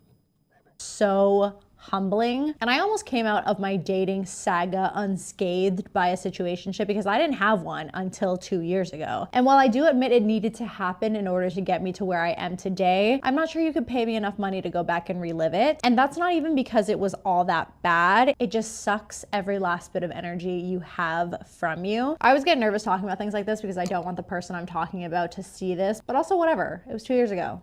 Fine. So let's go back to the beginning. I met him on a dating app, which again, dating apps are where dreams go to die. And I know some of y'all be hating when I be hating on the dating apps, but I tell you guys that for a reason. There's a lot better ways to meet men, and you're putting yourself in the path of least resistance, because all the men who want the path of least resistance, they go to dating apps. They don't even go to the clubs no more. Meeting a girl in your stinky, nasty, crusty boxers with nut stains on them and your hair undone and you're unshaven, it's a lot easier to swipe right on girls when you're in your bed with no bed sheets and pee stains than it is to get ready, look nice, and go out to meet girls. I don't even know I was super compelled to match with him because nothing was super special about his profile, but he was relatively cute and I was like, you know what, fuck it. And I think the thing that really captivated me, which it always does, was we had really good banter. I cannot stress enough that banter is not enough to make a relationship or... So I would love to ask her a question. Banter based on what? A phone? Are we talking a phone conversation, a FaceTime, or are we just talking simply banter based on text message? Here, I do not want to crush your dreams, but I have to tell you because I'm really in the field. I don't know about these other, relationship people, gurus, however they call them, coaches, mentors, but I'm really in the field in the sense that like I always keep myself up to date on what are current people experiencing in the real dating world. Not what do people experience in 1950. I'm talking about what people may have experienced back then, right? I always keep myself, no matter what, no matter my own status, I always keep myself current to understand what you're going through. The reason I say that is because in today's day and age, I'm telling you the honest truth, men are using ChatGPT to respond to your messages on Tinder, Bumble, and these other dating apps. Because think about the logic. For men, it's a numbers game. They're trying to sift through as many women as they possibly can. So as they're sifting through as many women as they possibly can, they're like, hey, if I can just, ChatGPT some of these responses and they sound good, they make me sound interesting, then why not? So the reason I say that is because you have to be thinking about that when you're on dating apps. You're not even meeting the real person. You might be meeting a totally different personality. Anything work? So take that as you will. But there's just something about like kikiing with someone right off the bat that makes you think that you're in love. And I remember before the date, I was texting my friend being like, oh my God, I'm dreading this so much. This is gonna be so awkward and so boring. Like I don't wanna go. And he was like, you know what? You never know what's gonna happen. You should just go. Okay, bye son. Nice seeing you. I guess it's gonna be dark from now on. Hopefully you can still see me. Anyways, my friend was like, what do you have to lose? If you hate this guy, you never see him again. And if you like him, then maybe you will see him again. So I was like, fuck it, I'm gonna go. I really wanted to cancel. I cannot tell you how much I wanted to cancel. Anyway, also looking back, our first date was literally on April Fool's Day. The universe was laughing from the start. We went on a coffee date and walked along the seawall, and it was actually such a good day. Probably one of the best first dates I've been on. Okay, so I'll say this. coffee dates aren't necessarily bad, but even if you're going to go on a coffee date, get your information. So never forget, you're not on this date to feel good. I know it sounds horrible. You're on this date to gather information. You need to be determining, am I wasting my time by continuing to invest in this relationship, this person, or does this person seem to be in alignment with me and what I want and what I need for a relationship? That's the mindset you have to go into your first dates on. So coffee date is not necessarily a bad thing, but use it to actually do what you need to do, which is gather information. And that really freaked me out because, like I said, I expected going into it that there was going to be no vibes whatsoever. I was meeting up with my friends later that day, and I remember they were stalking me on Find My Friends, being like, oh my God, I think she's still on the date with this person like 3 hours after the date.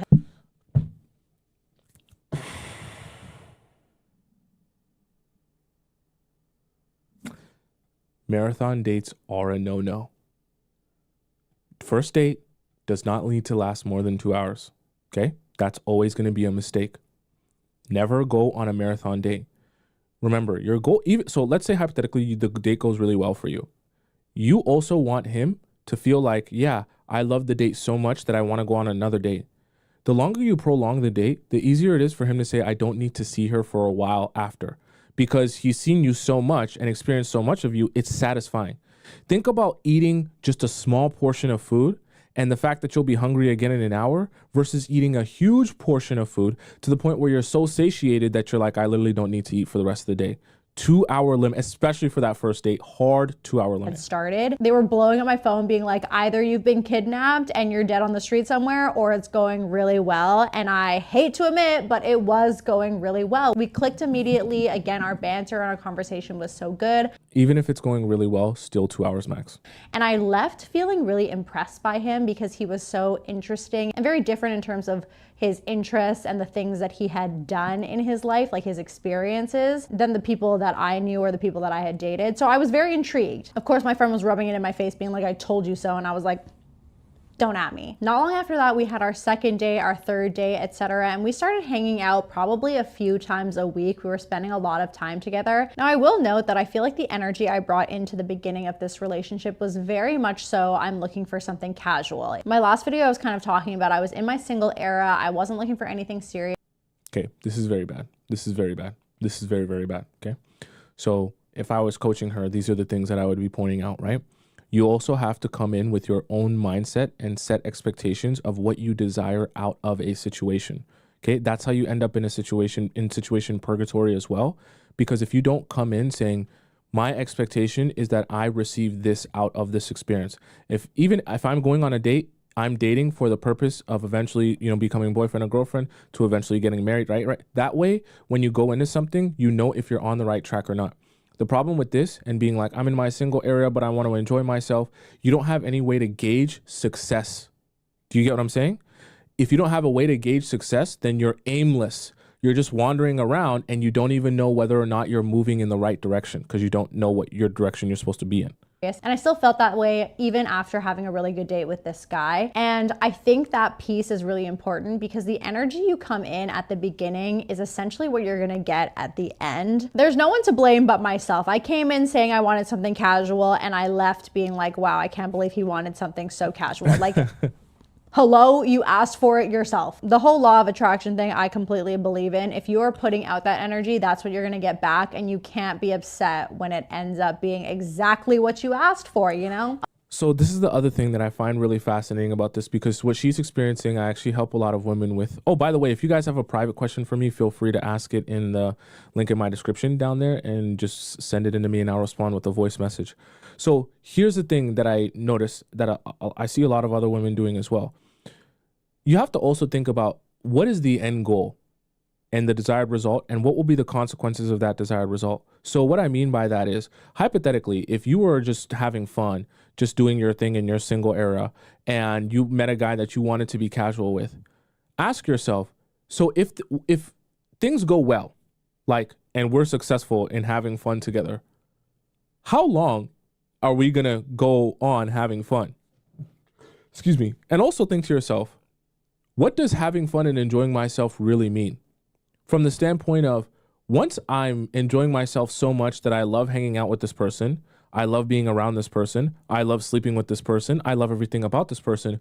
Am I going to continue just wanting to have fun forever? Or am I eventually going to say, because of a function of me having so much fun and enjoying myself so much, I want more now. I want more of this fun, but in a more committed aspect, in a more serious. Of course you will. Because a function of you getting what you want is wanting more of that thing, the fun, the enjoyment, the happiness. So when you seek out to just be casual and enjoy yourself and have fun, and you actually do that, you're going to end up wanting more subsequently. It's just like a self-fulfilling prophecy. So it makes no sense to go into it saying, I want to be casual and enjoy myself, because if you do enjoy yourself, you're going to want to enjoy yourself more. You're not just going to say, I enjoyed myself, I'm done now. A lot of our hangouts were very off the cuff, spur of the moment. Our first couple of dates were actual sit down dates. But after that, it was very just like spontaneous, very, I'm in your neighborhood. Do you want to go get coffee? Hey, I'm not doing anything right now. Do you want to come over and hang out? And at the time I was like, okay, this is great. This is very casual, very laissez-faire. And so I wasn't really seeing it for like the flag that it was, in the sense that this man wasn't a planner and not somebody who could commit to making plans far in advance. As my feelings started to develop for him, by the end, it really felt like I was constantly waiting for him to choose to hang out with me, versus having those like committed, planned out moments or dates or quality time. And I feel like that really affected me negatively, because I was constantly trying to make myself available in case. Let's stop there for a sec. There's so many things she said I want to talk about. For you as a woman, okay, it's a human being thing, but for sure, for you as a woman, you will have the most fun when you feel like a priority. Okay, don't forget that. You will enjoy yourself the most with a man when you feel like his priority. You're not, really, human beings aren't designed to be like this, but especially for you as a woman, you're not designed to enjoy yourself when you don't feel like that man's priority. When you feel like you're on the back burner, when you feel like he has other girls that he cares about more, that he wants to spend time with more, or he feels like, or you feel like he's like, his attitude towards you is take it or leave it type of thing, that's not going to be fun for you. So remind yourself that true fun for me is feeling like his priority, because when you don't feel like his priority, when it actually is just fun, and sometimes he goes off and he does his own thing, you're going to be like, this ain't fun anymore.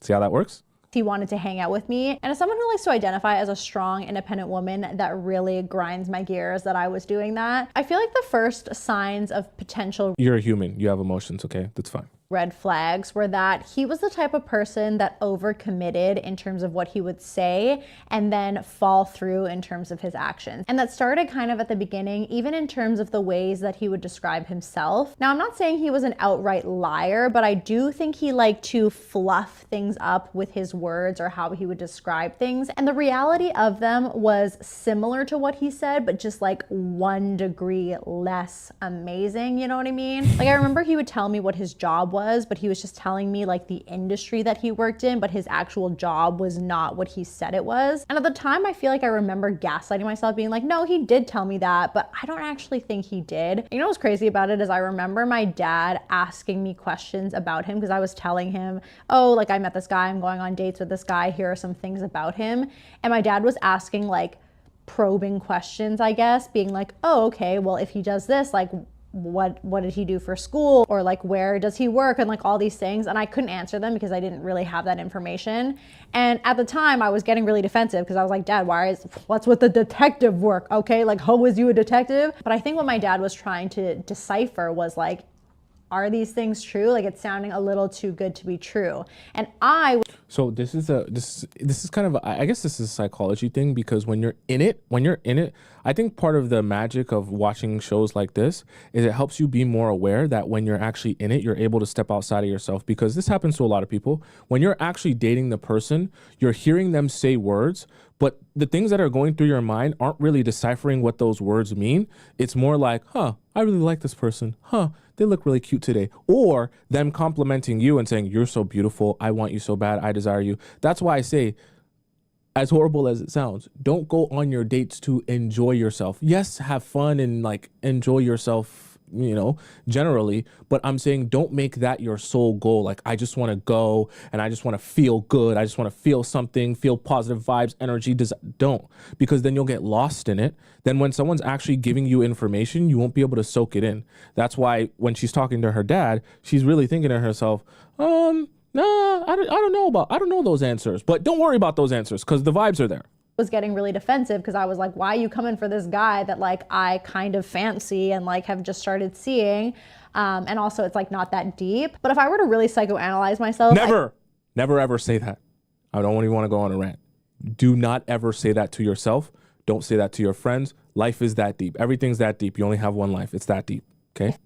I feel like the reason I was so defensive is because I was worried he was right, that the guy I was seeing really wasn't as great as I thought he was, or that he was kind of fluffing things up and not being 100% on the nose with the things he was telling me. And that made me really uncomfortable and felt like I couldn't trust my intuition. And a perfect example of him overcommitting from the things he was saying versus what he was actually doing was my birthday. He like randomly decided to tell me that he thought to purchase me a pair of shoes for my birthday. And I was like, okay, that's really nice. And I remember being like, oh my God, that's such a sweet gift. And those shoes never came. Like they never came, and he had only... This is amazing. Not because she went through this, but she's hitting like all the points that I love to mention to you guys in video format, okay?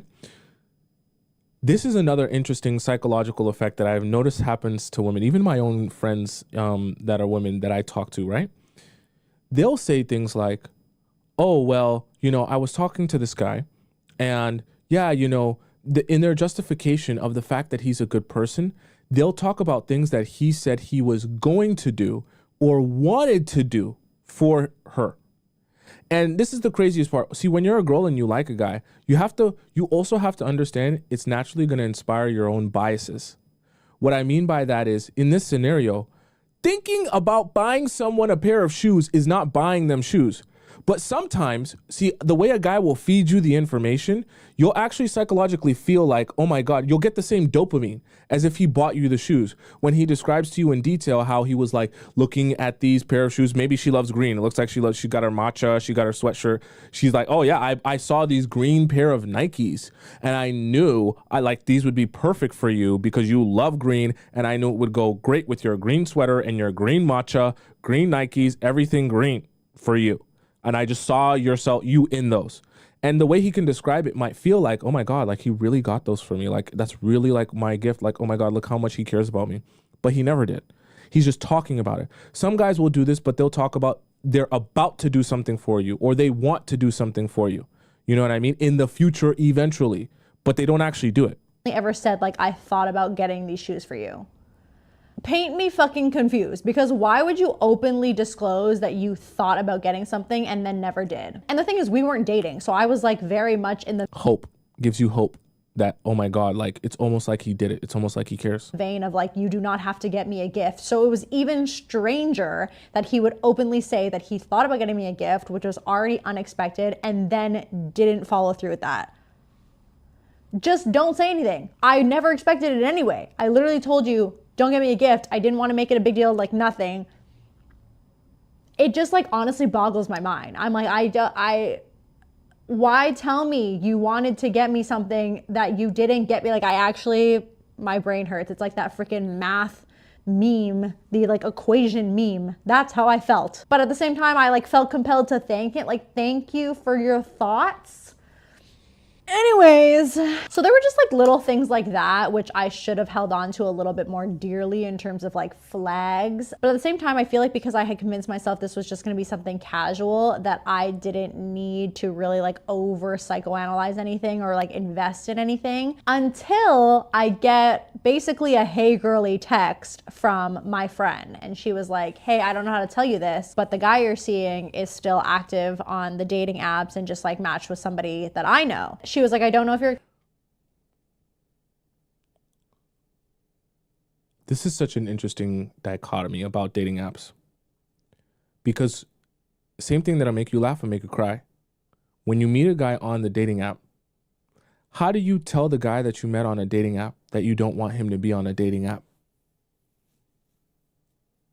It's kind of a very weird conversation to have with someone, because the same way you met them, you literally are saying, I don't like you being on that thing because I don't like what that thing represents. But if you met someone through a dating app, it's because they enjoy meeting people through dating apps. So how are you supposed to transition from that to saying now dating apps are inappropriate? It's not on the exact same level, but it's similar to like a guy going to a strip club and he meets a woman that's a stripper and he's like, baby, I love you so much. I want you to just, I don't need you to be here. I want to be with you. Like, I love you and I want you to all to myself. Then he dates that woman, marries that woman, and then he proceeds to complain about the fact that she's a stripper and that she's going out and she's entertaining men and she's getting paid for it. And it's like, that's the same way you met me. So with dating apps, it's kind of very difficult to try and have that conversation of, hey, now it's time for us to delete it. Says who? Why? I enjoy dating apps. Don't you? Aren't we casual? What's the problem?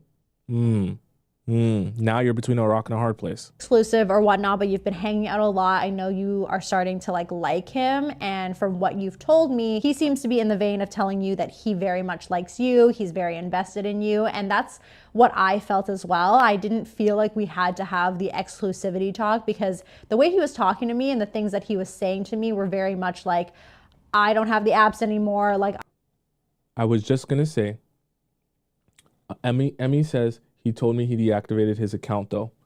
I was just going to say, let's see if he said the same thing to her, because that's a common thing that guys will do to make you feel like we're on the same page. Talking to me and the things that he was saying. And let's also see if he told that to her, but actually didn't delete the dating apps. Let's see. I haven't seen this yet. Let's just see. I don't know. Saying to me were very much like, I don't have the apps anymore. Like, I'm just focused on you, even though we want to be casual, whatever. Like, that was the vibe. And I would also say that the way he was talking to me was very much like, I know you want to be casual, like me. He's saying me, you want to be casual, but he was kind of talking to me as like I would be down to be something more. Again, hearsay. Did he say those words verbatim? But I know the girlies know that like guys will say things to make you feel a certain type of way, and then you're convinced that is the truth. And then they'll turn around and be like, I never said that. It's literally exactly what today's whole show. This is actually a perfect fit. I didn't even know it would fit so perfectly today, but that's how the universe works. Perfect fit for today's show. How guys will say things, it will plant a seed in your mind and inspire a particular action within you. And then you'll feel like, damn, am I an idiot for doing it this way? No, not necessarily, but I want you to be more aware of when they say things, what action is this trying to inspire? What seed is this planting? So my friend texted me this and I immediately like feel sick to my stomach, and that made me realize, okay, maybe you actually are developing feelings for this person. Ew, disgusting, gross. And obviously I was disappointed and not excited to hear that he was still in the apps, still talking to people, still active, because then it just made me feel like an option or like somebody who was keeping the seat warm. And then at the same time, I was like, well, I can't really be upset because we've never had the exclusivity talk, but I was under the assumption from how we were interacting that that was the case. But I guess you can never assume things or whatever. And so from that I ended. So this is a problem, right? You come in wanting a thing, which is casualness, that's fun and enjoyable. And then you transition into wanting something different. So the confusing part is that you yourself are also confused. I'm talking about her, like the proverbial you as in her.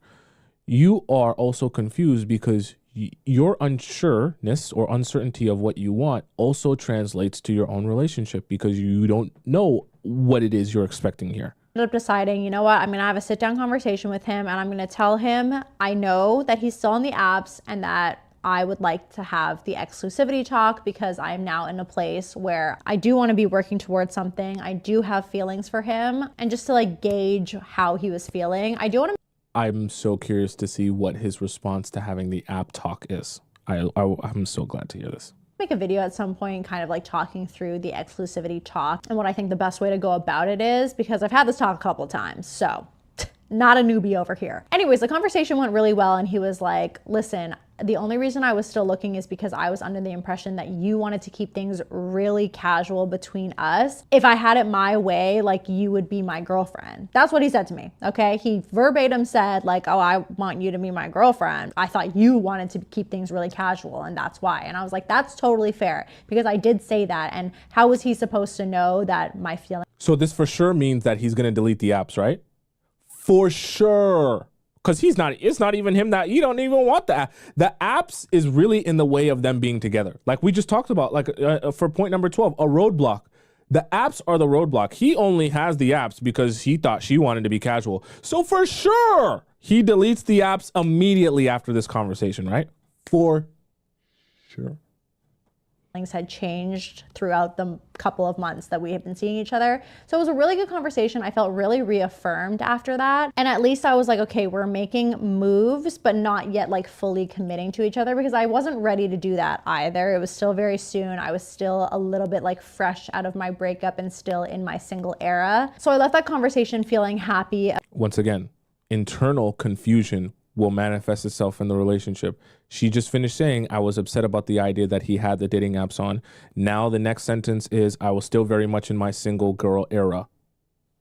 So I'm not blaming her or making fun of her. I'm just saying this to say, sometimes this can be the own internal conflict that you have, which is also what's hurting your ability to have successful relationships. About how it went down. I will also note that we had plans to go to a wedding together, one of his best friend's weddings, and that was like already a big step that he invited me to really, really early on. So again, I was under the impression this man was obsessed with me, okay? Everything he did was giving, I'm obsessed with you, but at the same time, all talk, no follow through. So, okay, this is where we have to be honest with ourselves. Did you get into this hoping to just boost your ego up, fill your ego up, make yourself feel good until you're ready to move on? Do you get what I'm saying? Because it sounds like some of the frustration is stemming from the fact that, okay, he's talking like he's obsessed with me. Yes, this is good for my ego. Then as things weren't adding up, she was becoming frustrated with, hey, you're supposed to be obsessed with me to fill my ego up while I'm getting over my ex. But now you're making me feel things for you because it doesn't seem like you want me as much as you're supposed to want me. Okay, didn't go to that wedding, I'll tell you that right now. Now the thing about me is, as soon as I like you and I'm invested in you, I will literally give you the sun, the moon, the earth, the stars. Nothing could hold me back from sacrificing literally everything to give you the whole world, which is something I'm learning to not do anymore because it comes with a large price tag. We're working on not doing that immediately from the get-go. I just assume the best in everyone, and I just want to like take care of people, but not everyone deserves that generosity, and that is what I'm coming to terms with. Anyways, after we have this exclusivity talk, we're doing well for probably like a couple weeks until everything hits the fan, and this is the falling out of this situationship, okay? On the day that it ended, I hadn't heard from him all day, which is very unusual behavior, so I was texting him a few times being like, is everything okay? Should I be worried? I was like messaging his friends being like, hey. Before, because I don't know how this ends, what do you think is the way that this ends? I want you guys to put your guesses in the chat right now. Is going to be the ending outcome, because it seems like today's the random day. Everything falls apart. What do you think the ending is going to be and why? Have you heard from him? What's going on? And I'm already a pretty anxious person, but I was so anxious this day. I feel like I was really in my head. I was very much like, oh my God, what is going on? Everything's crazy. And actually looking back, I was anxious throughout our entire situationship. And I just attributed that to me being an anxious person. But now that I'm in the relationship that I'm in and out of that situation, I can look back and be like, that wasn't normal. That amount of insecurity, of trying to be interesting so that he doesn't get tired of you, of holding all of that time open in case he wants to hang out with you. Like, that is not normal behavior, and it's unfortunate that it took me that long to realize, but at the same time, I will never be making that mistake again. The other question that I have as well, because she mentioned it a little bit before, she touched on it, is if he were hypothetically to do all of the things you were expecting a guy who's obsessed with you to do, I wonder, and I'm curious, this is going to be a question she'll have to answer, if she would have had the same response to him. If he followed a very predictable path of like, hey, we're dating, I really am into you, I really want to be with you, but like everything lines up. He really did delete the apps. He really was like asking her to be his girlfriend and all this other stuff. I wonder if that would have inspired the same reaction from her. Finally answers me after like a full day of basically ghosting me. He essentially tells me that he's been like super stressed with a personal situation and like can't even really tell me anything that's going on. Like he's being super avoidant, super nonverbal. I'm sure he was dealing with a lot and his mental was like taking the toll. But at the same time, I just find it really hard to come to terms with the fact that somebody cannot communicate, especially at our big age. So essentially we had this really abrupt ending where he was like, I'm not sure like what's going on. I need to figure this out. I can't talk to you anymore. Don't call me. Like it was just really abrupt and random. And I felt really bad because I was like, oh my God, you're so stressed. I want to like offer to help you. Okay, I don't know what happens. We still have more to go in the story. I'm going to make a guess here, okay? Because I know everyone has been guessing as well. In the process of them talking, he started talking to a new girl, and the relationship with that new girl is now serious. He's using the personal situation as a front to basically say, don't text me anymore, don't call me anymore, don't FaceTime me anymore, because I don't want your number to pop up on my phone while I'm with the girl that I actually want to be with. I'm just making, I told you guys, I haven't watched this all the way through, so I really don't know what ends up happening here. I'm just saying, based on what she said so far, that's going to be my best guess right now. Could be wrong. All these things. And I will say his one redeeming quality is that he didn't let me help him. And I truly think that that was his way of being like, I can't drag you down with me because this is my problem and I just like cannot put this on you. And I truly thank him for that because I could have been dragged straight down. Okay. I don't know about that. Let me go back for a second because I do remember you saying he said, don't text, don't call. Let's see if I'm... And I will say his one redeeming quality is that he didn't let me help him. And no, we got to go back further. So don't text, don't call. The toll. But at the same time, I just find it really hard to come to terms with the fact that somebody cannot communicate, especially at our big age. So essentially we had this really abrupt ending where he was like, I'm not sure like what's going on. I need to figure this out. I can't talk to you anymore. Don't call me. Like it was just really abrupt. That's not okay. That's not normal for someone who's just going through things. Saying don't call me, right? Like basically don't reach out to me. That's not a normal response. If I'm going through things, it's like, hey, I'm going through things. I'm just letting you know, like I'm not really going to be available or present. That's one thing. To say specifically, don't call me, if that's what he said to her, that's like saying, hey, I don't even want you taking the action of reaching out to me, even if you want to. That's a totally different thing. And random. And I felt really bad because I was like, oh my God, you're so stressed. I want to like offer to help you and all these things. And I will say his one redeeming quality is that he didn't let me help him. And I truly think that that was his way of being like, I can't drag you down with me because this is my problem and I just like cannot put this on you. And I truly thank him for that because I could have been dragged straight down to the depths of hell. So at the end of it all, I don't think it was about him being that nice. I don't think so. Made the one right decision to shut me out. But at the time, I remember being like, oh my God, what the fuck just happened? Like, what the fuck just happened? I was so confused, guys. When you're anxious and confused, your brain is just like, what the hell happened? You think it's you. You start like looking back at the last time you talked and being like, oh my God, did I say something or do something weird? I need you to stop that right now because it's not you, it is them. My relationship with this guy was the perfect analogy of cup theory. If you don't know about cup theory, it's basically like everyone has a certain size cup and that cup determines how much love you can give and receive based off of how much personal growth you have, how much security you feel, what point you are in your life, etc. And I was at the point where my cup had grown enough because I felt really secure about myself. I felt really good about where I was in life and I was ready to share that with somebody else. And so my cup was up here, baby. It was a good, healthy, fat cup. Well, okay, so listen, what's her name? Let me get her name of this creator so I can call her by her name. Sam City. So I listen to what you're saying, okay? I'm not here half paying attention. I'm really hearing what you're saying. You started off this conversation that we're having, okay? We're having a through the screen conversation with saying that you were in your single girl era. That's not being ready for a relationship. That's not having your cup filled and ready to invest in. That's not that at all. That's being ready for limbo, where you actually, honestly, that's more saying my cup is not full and I need someone to pour into my cup while I recover and get ready to actually be in a serious relationship. So you can't say I was ready for my single girl era and then say that, hey, I'm ready for my cup to be filled up. It was fat and ready to go. Myself, I felt really good about where I was in life, and I was ready to share that with somebody else. And so my cup was up here, baby. It was a good, healthy, fat cup. Meanwhile, he was in a very different place in his life. He was still trying to figure things out. He was still very like scrambling, not sure what he wanted to do with his life. Didn't have capacity. Okay, so but you started off saying I was looking for something casual. That's very unfair. That's very unfair. I'm not saying that he's wrong in his reaction. You started off saying I was in my single girl era. And even you were talking about halfway through the conversation with him about the apps and things like exclusivity. You're like, I was still kind of in my single girl era. So it's, which one is it? That's very confusing.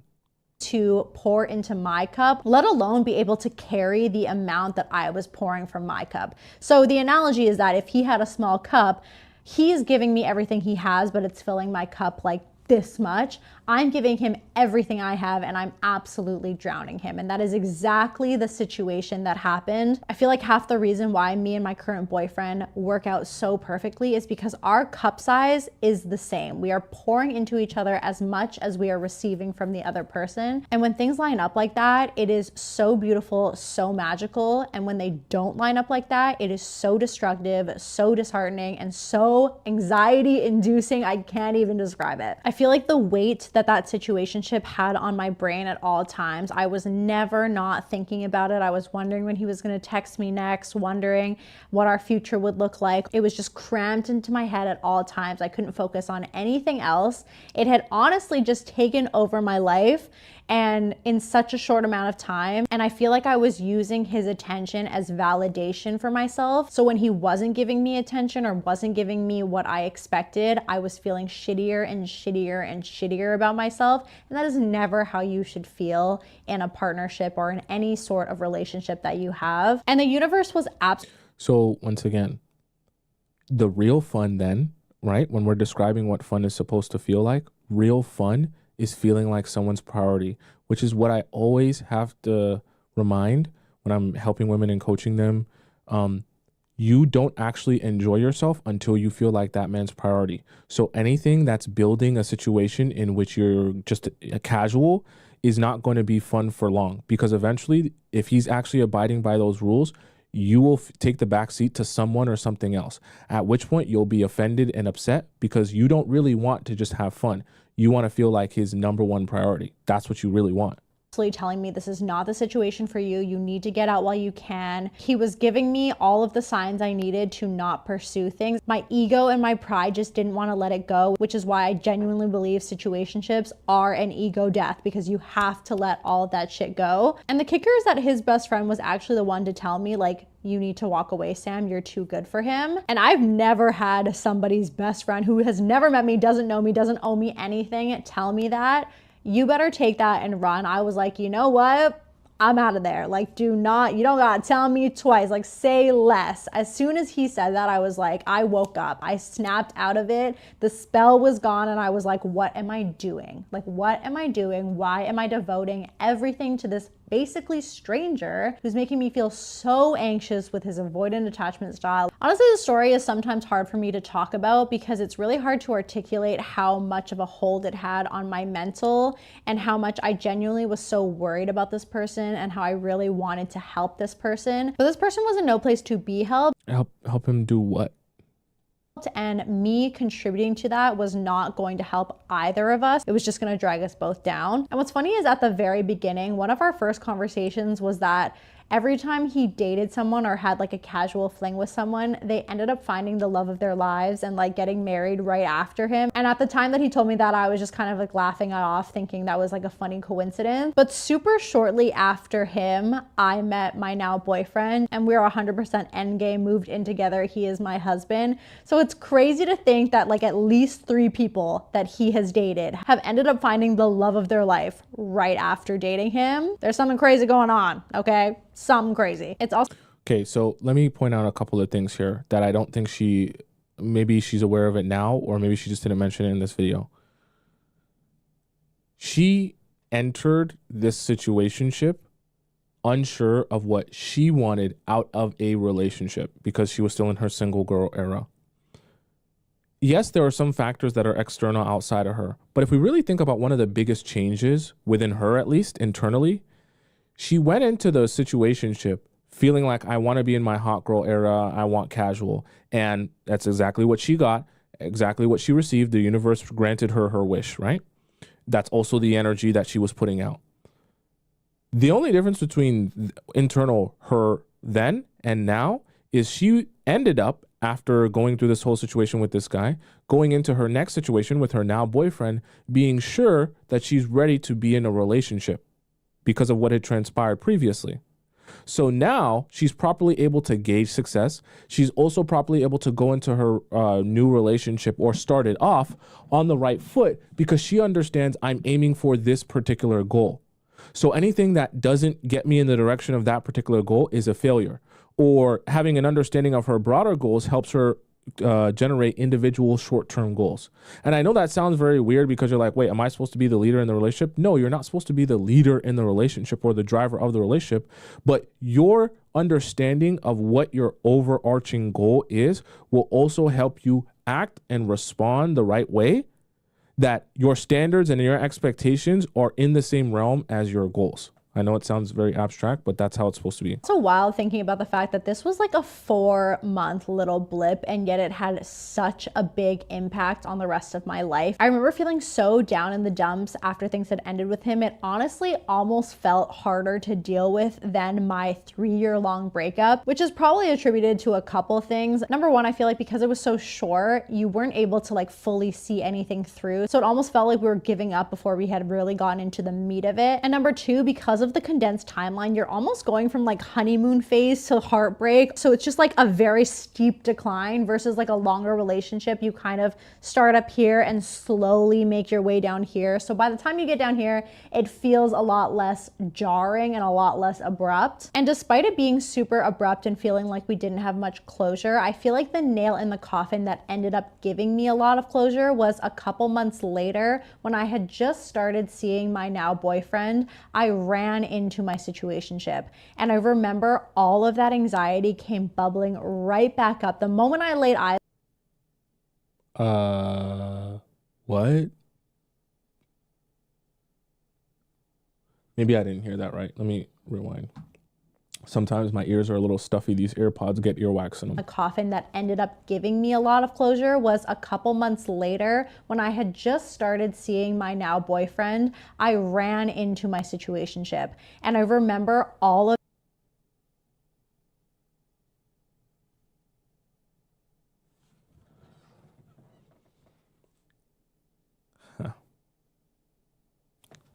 We listen, but we don't judge.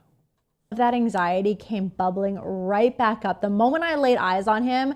I had the worst anxiety. I felt sick to my stomach, and we had like a totally normal interaction. Nothing crazy happened. It was just like amicable and whatever. But I remember the feeling inside was crippling. On the same day, I saw my now boyfriend, and this huge wash of calm and peace just floated over me. It was as if that anxiety prior never existed, and I have never felt that from another person. He was able to completely rewire my mind, like never experienced that before in my life. It was crazy, and it was so sobering to be like, okay, this is what it should feel like, okay? This is still a stranger. I don't know him that well, and yet he's still able to put me at such calm and such peace, versus this guy over here is literally triggering my fight or flight. Yeah.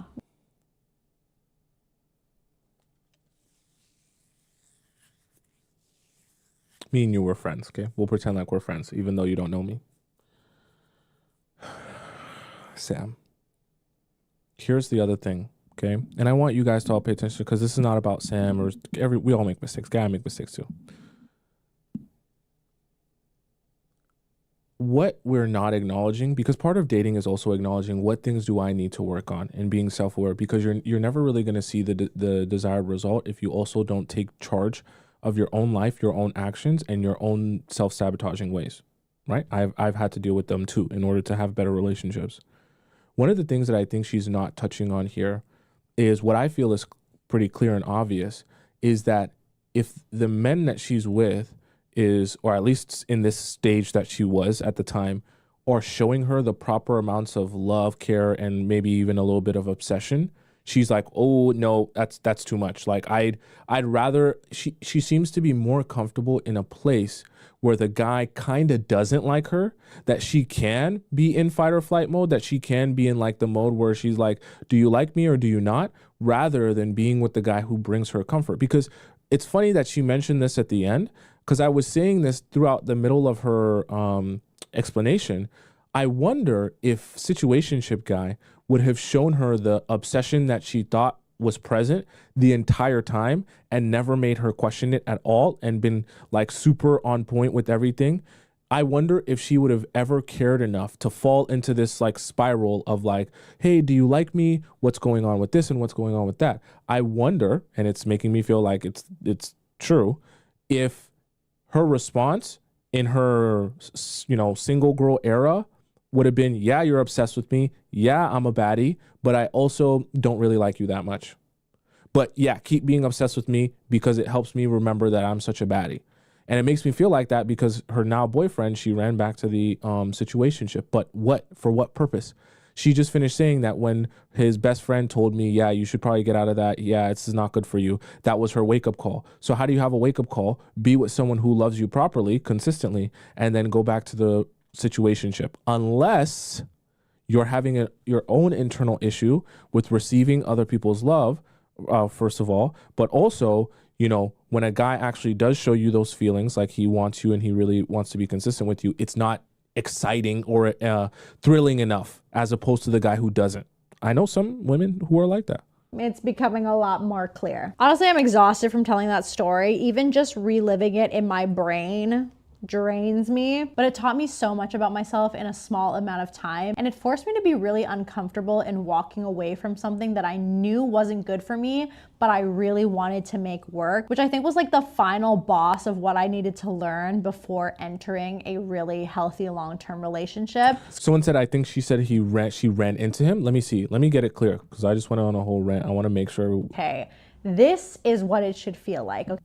I want to see if she said ran into him or I ran back to him. I have never felt that from another person. He was able to complete of calm and peace. I saw my now boy feeling inside was crippling. On the same day I saw my now boyfriend, and this huge anxiety came bubbling, ran into my later when I had just started seeing my now boyfriend. I ran into my situationship, and I remember all of that anxiety came bubbling right back up the moment I laid eyes on. Okay, so I don't know.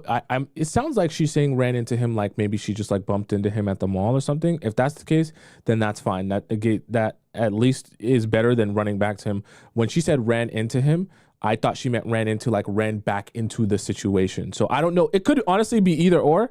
She's the one that would have to answer that. I'm not sure which one exactly she's saying. And this huge wash of calm and peace just floated over me, like, okay, this is what it should feel like. Okay, this is still a stranger. I don't know him that well, and yet he's still able to put me at such calm and such peace, versus this guy over here is literally triggering my fight or flight.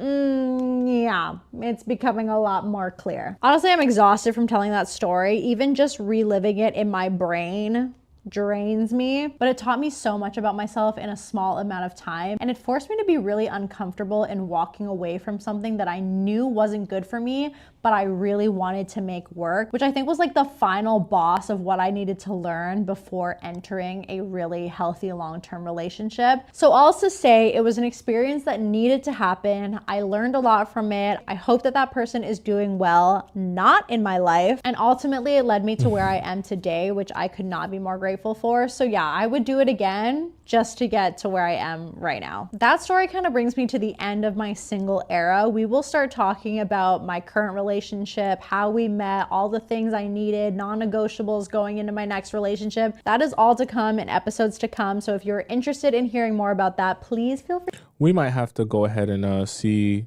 what that's about, because that was 7 months ago. Thank you for that, you guys. Miss Sem City. I appreciate that. All right. So that being said, let's hop into our next segment. Okay. For those of you who know what time it is, please spam it up in the chat. We have a special time. We have an amazing time. It's an awesome time. It's a time where you're going to laugh and you're going to cry. Okay. Okay. Don't look at your clock. Don't look at it. Don't look at your watch. Don't look at it. Don't look at your phone. Don't look at it. Don't look nowhere else in your entire home. I need a theme song. Does this work? Does that work? No, it doesn't work. Never mind. It's applause. All right. If you don't know the time, I'm going to tell you the time.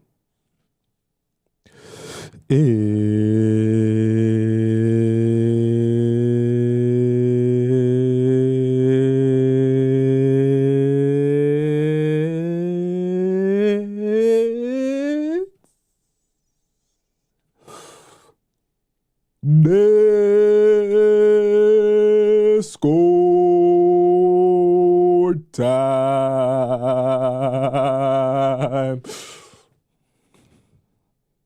Yeah.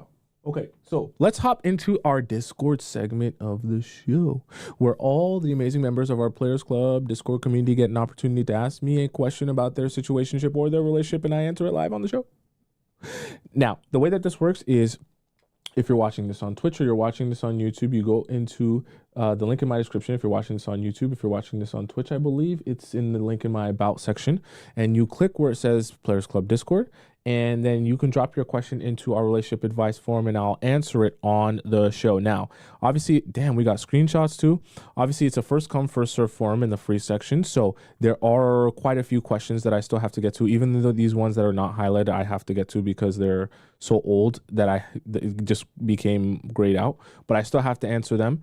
Now, if you don't want to wait so long for your question to get answered because you're waiting your turn in the queue, you can also send your question in via our premium relationship advice forum. Now, the way that this works is when you go to the link in my description and you click where it says premium Discord relationship advice, it'll prompt you to donate to the show and also ask you for your Discord username and the title of your question. That way, it'll ensure that your question is supposed to be in the premium section because I read out these premium questions before I go into the free section. So it's like a skip the line pass, okay? So that's how we keep it fair to everyone. Now, the third way for you to send your question in is if you want me to answer your question, but you don't want your information read out on the show, you can send me in a private relationship advice question, which is like a 24-hour hotline. You type out all the sentences and details of your question, send it in to me, and then I respond with a voice message giving you some answers, direction, or advice on how you should go about your situation there, okay? Now, let's start off with our first premium question here, which comes from S. Oh, this is an update for S. Oh, this was just an update. So I'll read this one on my own time and then I'll get to your question. S. Let me mark this. I also have to do E's update. Okay. Let's hop into our free section then, if there's just updates for us to do in that one. Now the free section has a lot of stuff that I need to do. Let's figure out this free section here. I don't want to miss questions because there's a long queue. It's a very long queue that I have to get through here. And I want to make sure everyone gets to get their question answered. So, dragged into breakup drama. He sees me as a little sister. And I never dated him. Oops, I think this one. Oh, no, I had done that one. How to heal and forgive myself. Oh, did that one too. Toxic friend. Did I do this one? I think I did this one. Long response below my post. I did do that one. Okay, so this one is LP Baby. I think I did that Pansy one on a premium question. I captivated him. Now what? Hi Tommy, I captivated a big dog. What do I do or not do to keep him? I like him too. A man approached me at the gym while I was practicing my dance choreographies. He stopped me to ask if I'm a professional dancer and about dancing. We exchanged socials. He gave me a cardio tip. What type of cardio tip? and DM'd me shortly after to ask me how my cardio went. Okay. I replied a day later with a pic of my cardio saying thanks for the tip. What type of tip are we? Okay.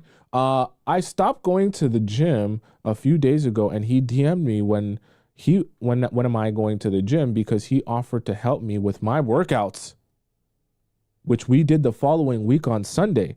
We spent 3.5 hours working out. I want your opinion on what went down. He spotted me and had to grab my lower waist muscles area, quads, glutes, arms, to tell me which muscle groups should be activated for demonstration. We spent some short time in the sauna afterwards. Took his shirt. Wait.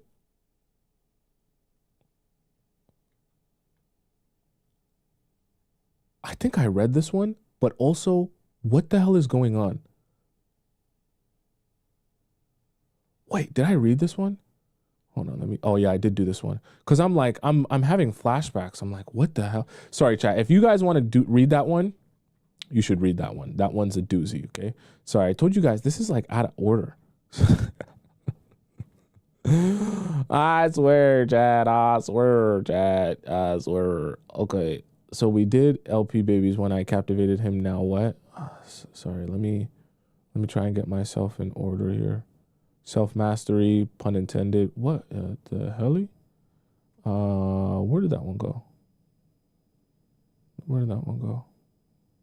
Linda, so many. I have to find the LP baby one so I can properly get my place back. So this one was done. Okay, so I guess this is to signify done.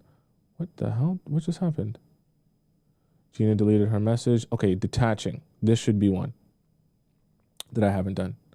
Okay, detaching by A. I'm naturally a shy and nervous around men I'm interested in, so I struggle with starting conversations or showing confidence. On top of that, I'm also trying to detach from someone I still have feelings for. How do I build new healthy connections while still healing and not letting my past affect how I show up? That you don't do that, okay? The reason I'm saying you don't do that is because the natural order of operations is not meant to be you figuring out how to detach yourself from someone and then building a new relationship with the new person. It's supposed to be you detach yourself from someone, do all the stuff that you need to do, fully detach yourself from that person to the point where you feel like, hey, I really actually don't have a desire to be with that person anymore. Then you move forward into the next stage, which is meeting new people and building healthy connections. The reason you're struggling is because you're trying to do both at once. Put your energy in one place at a time and life will be a lot more simple. Okay, let's hop into our next question. That was an easy one. This one comes from Dating in Medical School Part 2. Okay. Just says, hi, Tommy. I'm 23 in med school. Thank you for answering my earlier post about expecting med students to pay for dates, flowers, relationships, stuff, and the guy in my Christian med student organization that's been flirting with me, making me consider giving med students / residents / doctors a chance instead of just dating men in other careers. I understand your response to my post by saying that medical students / doctors would likely want to marry a woman who's more domestic and spends more time at home, I guess. I am pretty traditional and would want a marriage where my husband is the provider. That's why I would want to work only part-time, as few hours as possible when I'm married. You're talking about as a doctor, okay? Especially when I have kids. I'm pursuing a career in medicine because it's my passion of helping patients, and I also want to have security and to be able to provide for myself if my future husband ever started acting up. That's a good plan to have. Cheating, financial abuse, etc. So, because of that, I always have a way to support myself, and I'm not solely reliant and codependent on him, especially in a case of a sticky situation. But I'm reading this without my glasses. But many med students and doctors do date and marry other med students and doctors. So if I want to date a med student and you think it's unrealistic for him to pay for all the dates and most of the things in a relationship, I just want to know how to move forward in the future. Like if we do date and we're splitting the bills on dates and stuff, how do I know if he truly has a provider mindset and make sure he knows to pay for stuff in the future when we do start making money? Because fair, I can see how maybe expecting a med student to pay for things might not be fair to him. Hence why I wasn't interested in dating other students until now. But if I decide to split the bills to keep it fair when I date other students, I don't know how to keep splitting bills in the future, you know? But how will a guy go from the mindset of splitting while we're both students or residents to being a provider when we're both practicing physicians finally making money? Basically, even though I'm going to be a doctor, as soon as I'm done with school and my residency training, I plan on only working part-time as few hours as possible. And the field I'm interested in will have opportunities for me to work from home, telemedicine, which I believe is like you're a doctor, but you're just a doctor over Zoom instead, in recommending things for patients and things like that, and reading scans. So I can stay at home with my kids as much as possible and be a more traditional wife, I guess. But I still want a more traditional marriage and want my husband to be a provider. But how can I vet for this if we're both students? Like if I accept the fact that he won't be able to give me princess treatment now, how will I know that they will give me princess treatment in the future when they start making money? At the end of the day, I'm just a broke med student girly that still desires princess treatment and romance from her future partner. Is that too much to ask for? No, just it's not too much to ask for. It's just a matter of the place that you're in and the type of people that you're dating are not congruent with the type of relationship that you desire right now in this second. And I know that that's unfortunate, but that also is a reality that you just have to face and accept, because one or the other has to change. Either you kind of have to adjust what your desires are right now, or you have to adjust the type of people that you look for. Because I'm not saying it's impossible to find a med student who has the provider mindset, but you also have to understand in the time being, your relationship's going to look very different. I'm not saying that you have to go 50-50 on things, but you also have to be fair to the fact that obviously, like, this is where you have to bring realism into your dating life. Of course, ideally, your man would be taking you to extravagant dinners. He'd have so much money. He has money coming out of his eyeballs. But the reality of it is, med students especially, not only are they going to be students, so they're not going to have that much money on them, you know what I mean, or that much available funds to just spend on whatever, but also they're not going to have the time to be able to work full-time jobs outside of their schooling. So you're kind of between a rock and a hard place where it's like these med school students, as much as they might want to do stuff and, you know, go to extravagant things and do a lot more with their money, they only have so much money to allocate to places, and they only have so much time already as it stands. So just I'm not saying this to try to frustrate you, but I'm saying this because part of your frustration is going to stem from your desires here. You're going to have to make a decision. Is dating a guy who is not there yet, and maybe has a desire to be there, gonna work for you, or are you gonna become frustrated as time goes on? Now, I know you asked, okay, well, how do I determine if he does have the provider mindset and knows how to give princess treatment? That really stems from observing his actions, number one, and also getting an understanding of, like, how does he feel about the idea of being married? What does he see his role as in a relationship and in his future? I even had a whole show of how to receive princess treatment without asking it that essentially answers that question of all the things you should observe and ask for a man to get an understanding of what is his natural existing disposition. Does he believe that his woman should be staying at home and, not working while he goes out and he makes a lot of money? That's another thing as well, right? Naturally, a guy who believes that his wife should be staying at home with the children while he goes out and makes the money will have a more natural disposition of, hey, I'm supposed to be taking care of the money part. She's supposed to be taking care of other things. Obviously, a guy who's like, no, I see my wife working 24/7 or working just as much as me, and we both go to work, we get babysitters for our children and things like that, is probably going to have a different mindset or approach towards a relationship. So asking him questions about that, what his desires are, not what your desires are or how they fit into yours, just what his own desires are, what role he thinks he should be playing, and then also observing, hey, even though he can't give me princess treatment by taking me to Nobu, does he try and give me princess treatment in ways that are free? like opening the car door for me, like, you know, carrying my bags when we're walking together, like, you know, opening the car door for me. Like, you know what I mean? Like, there's small little things that a guy can do where you're like, oh no, I see it. I see that he's always trying to make sure that I'm good and always trying to take stress off of my plate, as opposed to a guy who's like, what? Like, he's not even thinking of that type of stuff, right? That's something also that you can observe because it's a mindset, right? Let's hop into, I put it in here, general chat. Let's hop into our next question here. So that one came from Just Chess. Dating in med school. Part 2. So let me just do this so I know that I read it. Oh, does that go to the top when I read it? Okay, you won't believe this. I won't believe this. Why won't I believe this? Olympus?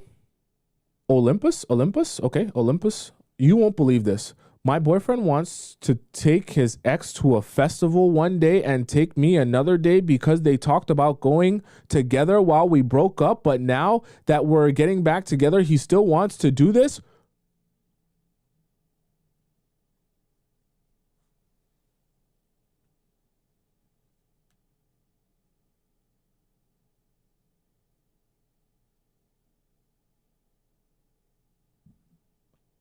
What? Okay. Sorry, you just started off hot and heavy. Your boyfriend wants to take his ex to a festival while dating you. Do we really need to have any more discussion after that? I really think, Olympus, your response should have been, okay, for sure. Go ahead. If that's what you feel you want to do, then do it. And let me finish and then I'll tell you exactly what you should have done. During our relationship, he chatted with her multiple times about our relationship. What? Even when I told him that it hurts me, is he one of those guys that actually hates me and is jealous of me? We're actually trying to start a family. What? Oh boy, we have to have a discussion here. But I can't believe when I asked him what he plans to do at the festival, physically, emotionally, he couldn't answer. Huh? He says he has other priorities preventing him from thinking about that right now. The festival is this weekend. Should I just leave the situation? Oh boy. Okay. Olympus, I know this was in July that you sent this message because I'm so backed up on my messages. I hope you're not with this man anymore. I hope you can also update us that you're not with this man anymore. Because what the hell is going on here? I should have taken a break to recalibrate myself, but what the hell is going on here? There's no reason whatsoever that you should be in anything with this guy. What I would have done, Olympus, if I were you, okay? And what I would have advised you to do, if I could have at least advised you like the next day, I would have told you, tell him, if you want to go to the festival with your ex, hey, that's your choice, right? You don't say a word. You don't ask him to stay. You don't ask him why. You just say, that's your choice. Don't say nothing about it. Don't comment on it, nothing. Then for yourself, take a chill pill, let that week pass by, and really see if he actually goes on that to that festival with her. The reason I say that, because you'll probably be thinking, oh, but why would I let him go on to the festival with his ex? Oh my God, what if they do something together? What if they sleep together? Yes.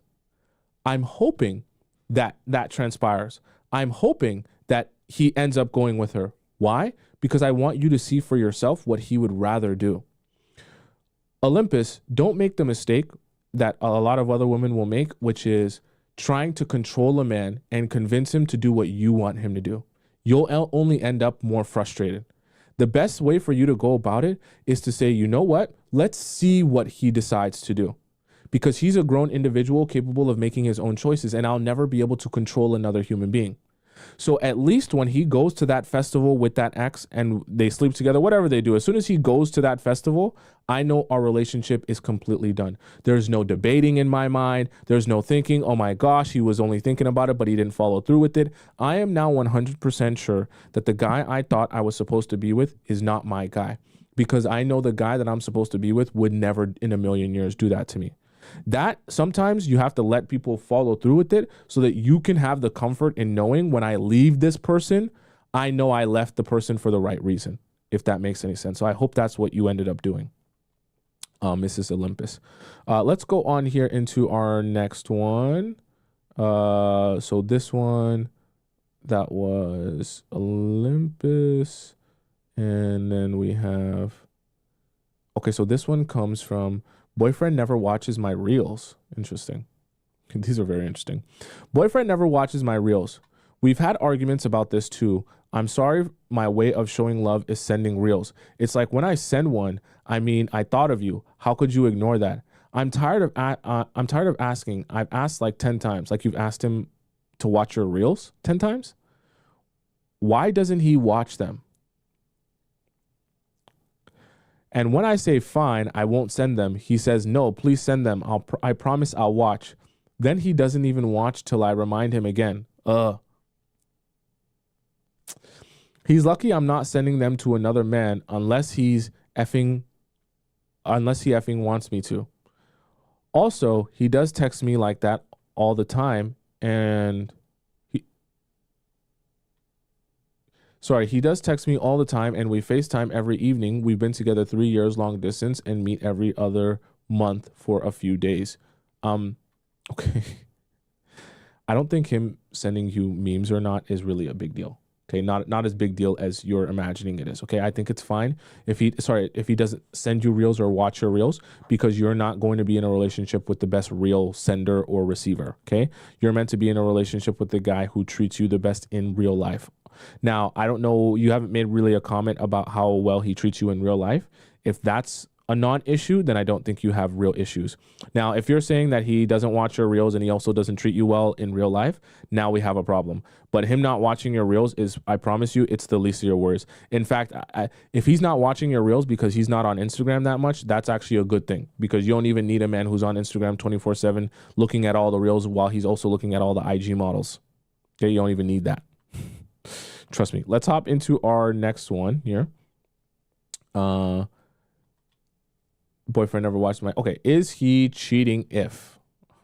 Wait, what? This is another one. This is by the same person? Okay, let me, since I just read one of yours, I'm gonna we'll come back to yours. I don't know if I can favorite this though, because it seems like when I favorite them, they go to the top. Oh, frick. Let me just leave this here. Let me do this. Okay, I'm gonna see if I can come back to yours. Okay, a fan. Greenstone. What the hell? All right, let's see what Greenstone has to say. A fan. Hey, Tomisin, I hope you're doing well.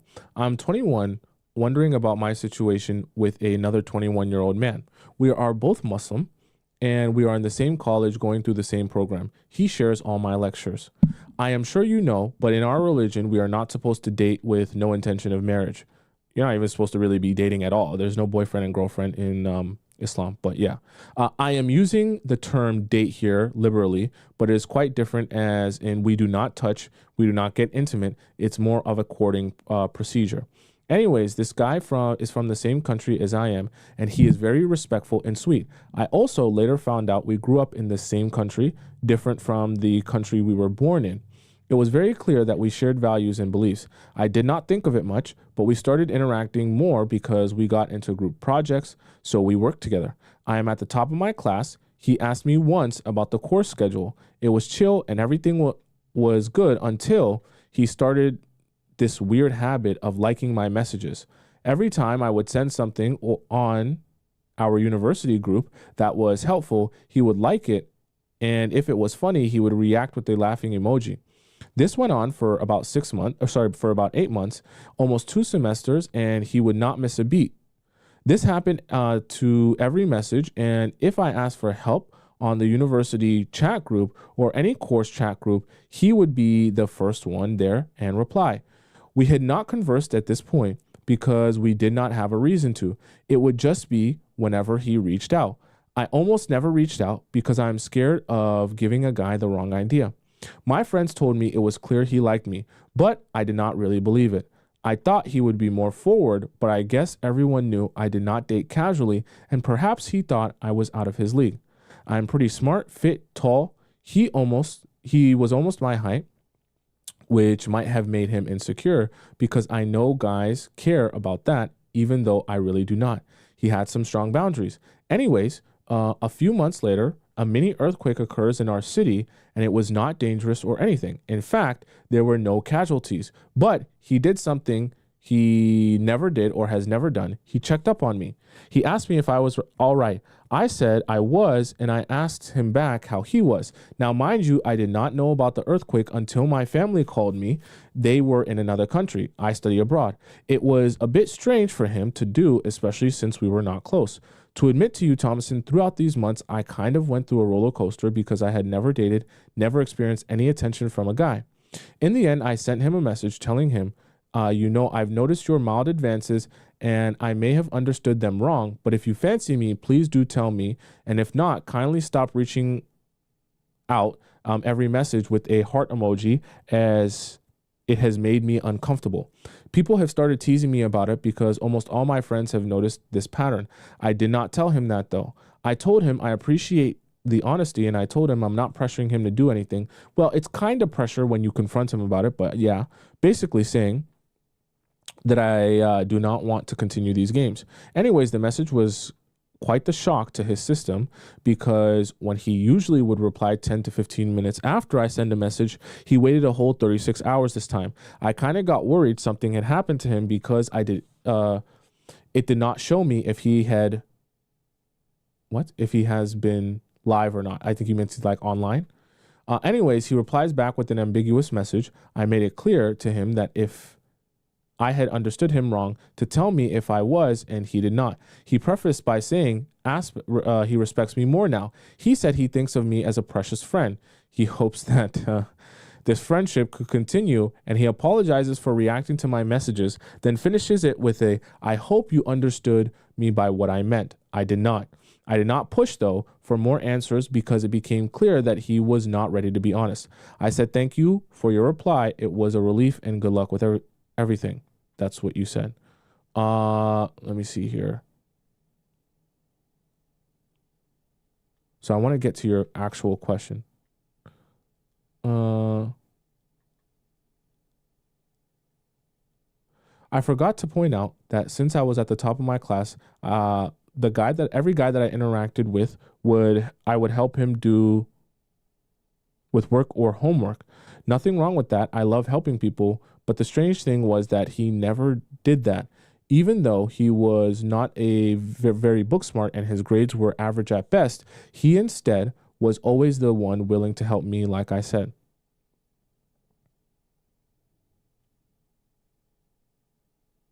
Okay, so Greenstone, I'm going to boil down your message to like, you're asking, what is this? And what does this actually all mean? Anytime you're in a situation where a guy seems to be showing you attention and you're wondering what that means, I don't want you to wonder. What I mean by that is I don't want you to care unless he's willing to take action on the situation. Sometimes in Greenstone, you're going through a milder version of what other women go through, which is saying, oh, what does this mean? He looks at me in class and he stares at me sometimes, but he won't come up to me or he won't talk to me or he won't just admit that he likes me. Sure, but also it doesn't matter, because if whatever he's feeling doesn't actually push him to actually grow the relationship or have some courage and say, I want to take you out, I want to take you on a date, then none of it matters. Because what are you supposed to do with that information? Even if he were to say, I like you, I want to be with you secretly, what are you supposed to do with that information? You're supposed to then ask him out on a date? You're supposed to call yourself his girlfriend? You're supposed to ask for his number. What are you supposed to do? You would still be in a position where all you would say is okay and wait for him to come to you. Wait for him to approach you. Wait for him to ask you out on a date. Wait for him to progress the relationship forward. So the reason that I say that is if a guy doesn't seem to have the courage to just tell you he likes you and ask you out, then that's on him. And you can't overly concern yourself about whether or not a guy has the courage to just ask you out. I'm not saying like, oh, just ignore him and be rude to him. Like you can be flirty back so that he can at least understand that you have some feelings for him too. But it isn't your job to probe and then try and get him to admit it and try and get him to act on it. It's simply your job to say, if he can't act on it, or he doesn't have the courage to, or he's too scared, then he's not my guy anyways. Because you need a guy who has the courage and who has the cojones, the backbone, the spine to say, I like this girl, I want this girl, and I'm going to go for this girl. Not just one who's saying, oh yeah, you know, I like her and she's cool, but you know, I'm just super scared of what she's going to think of me who cares?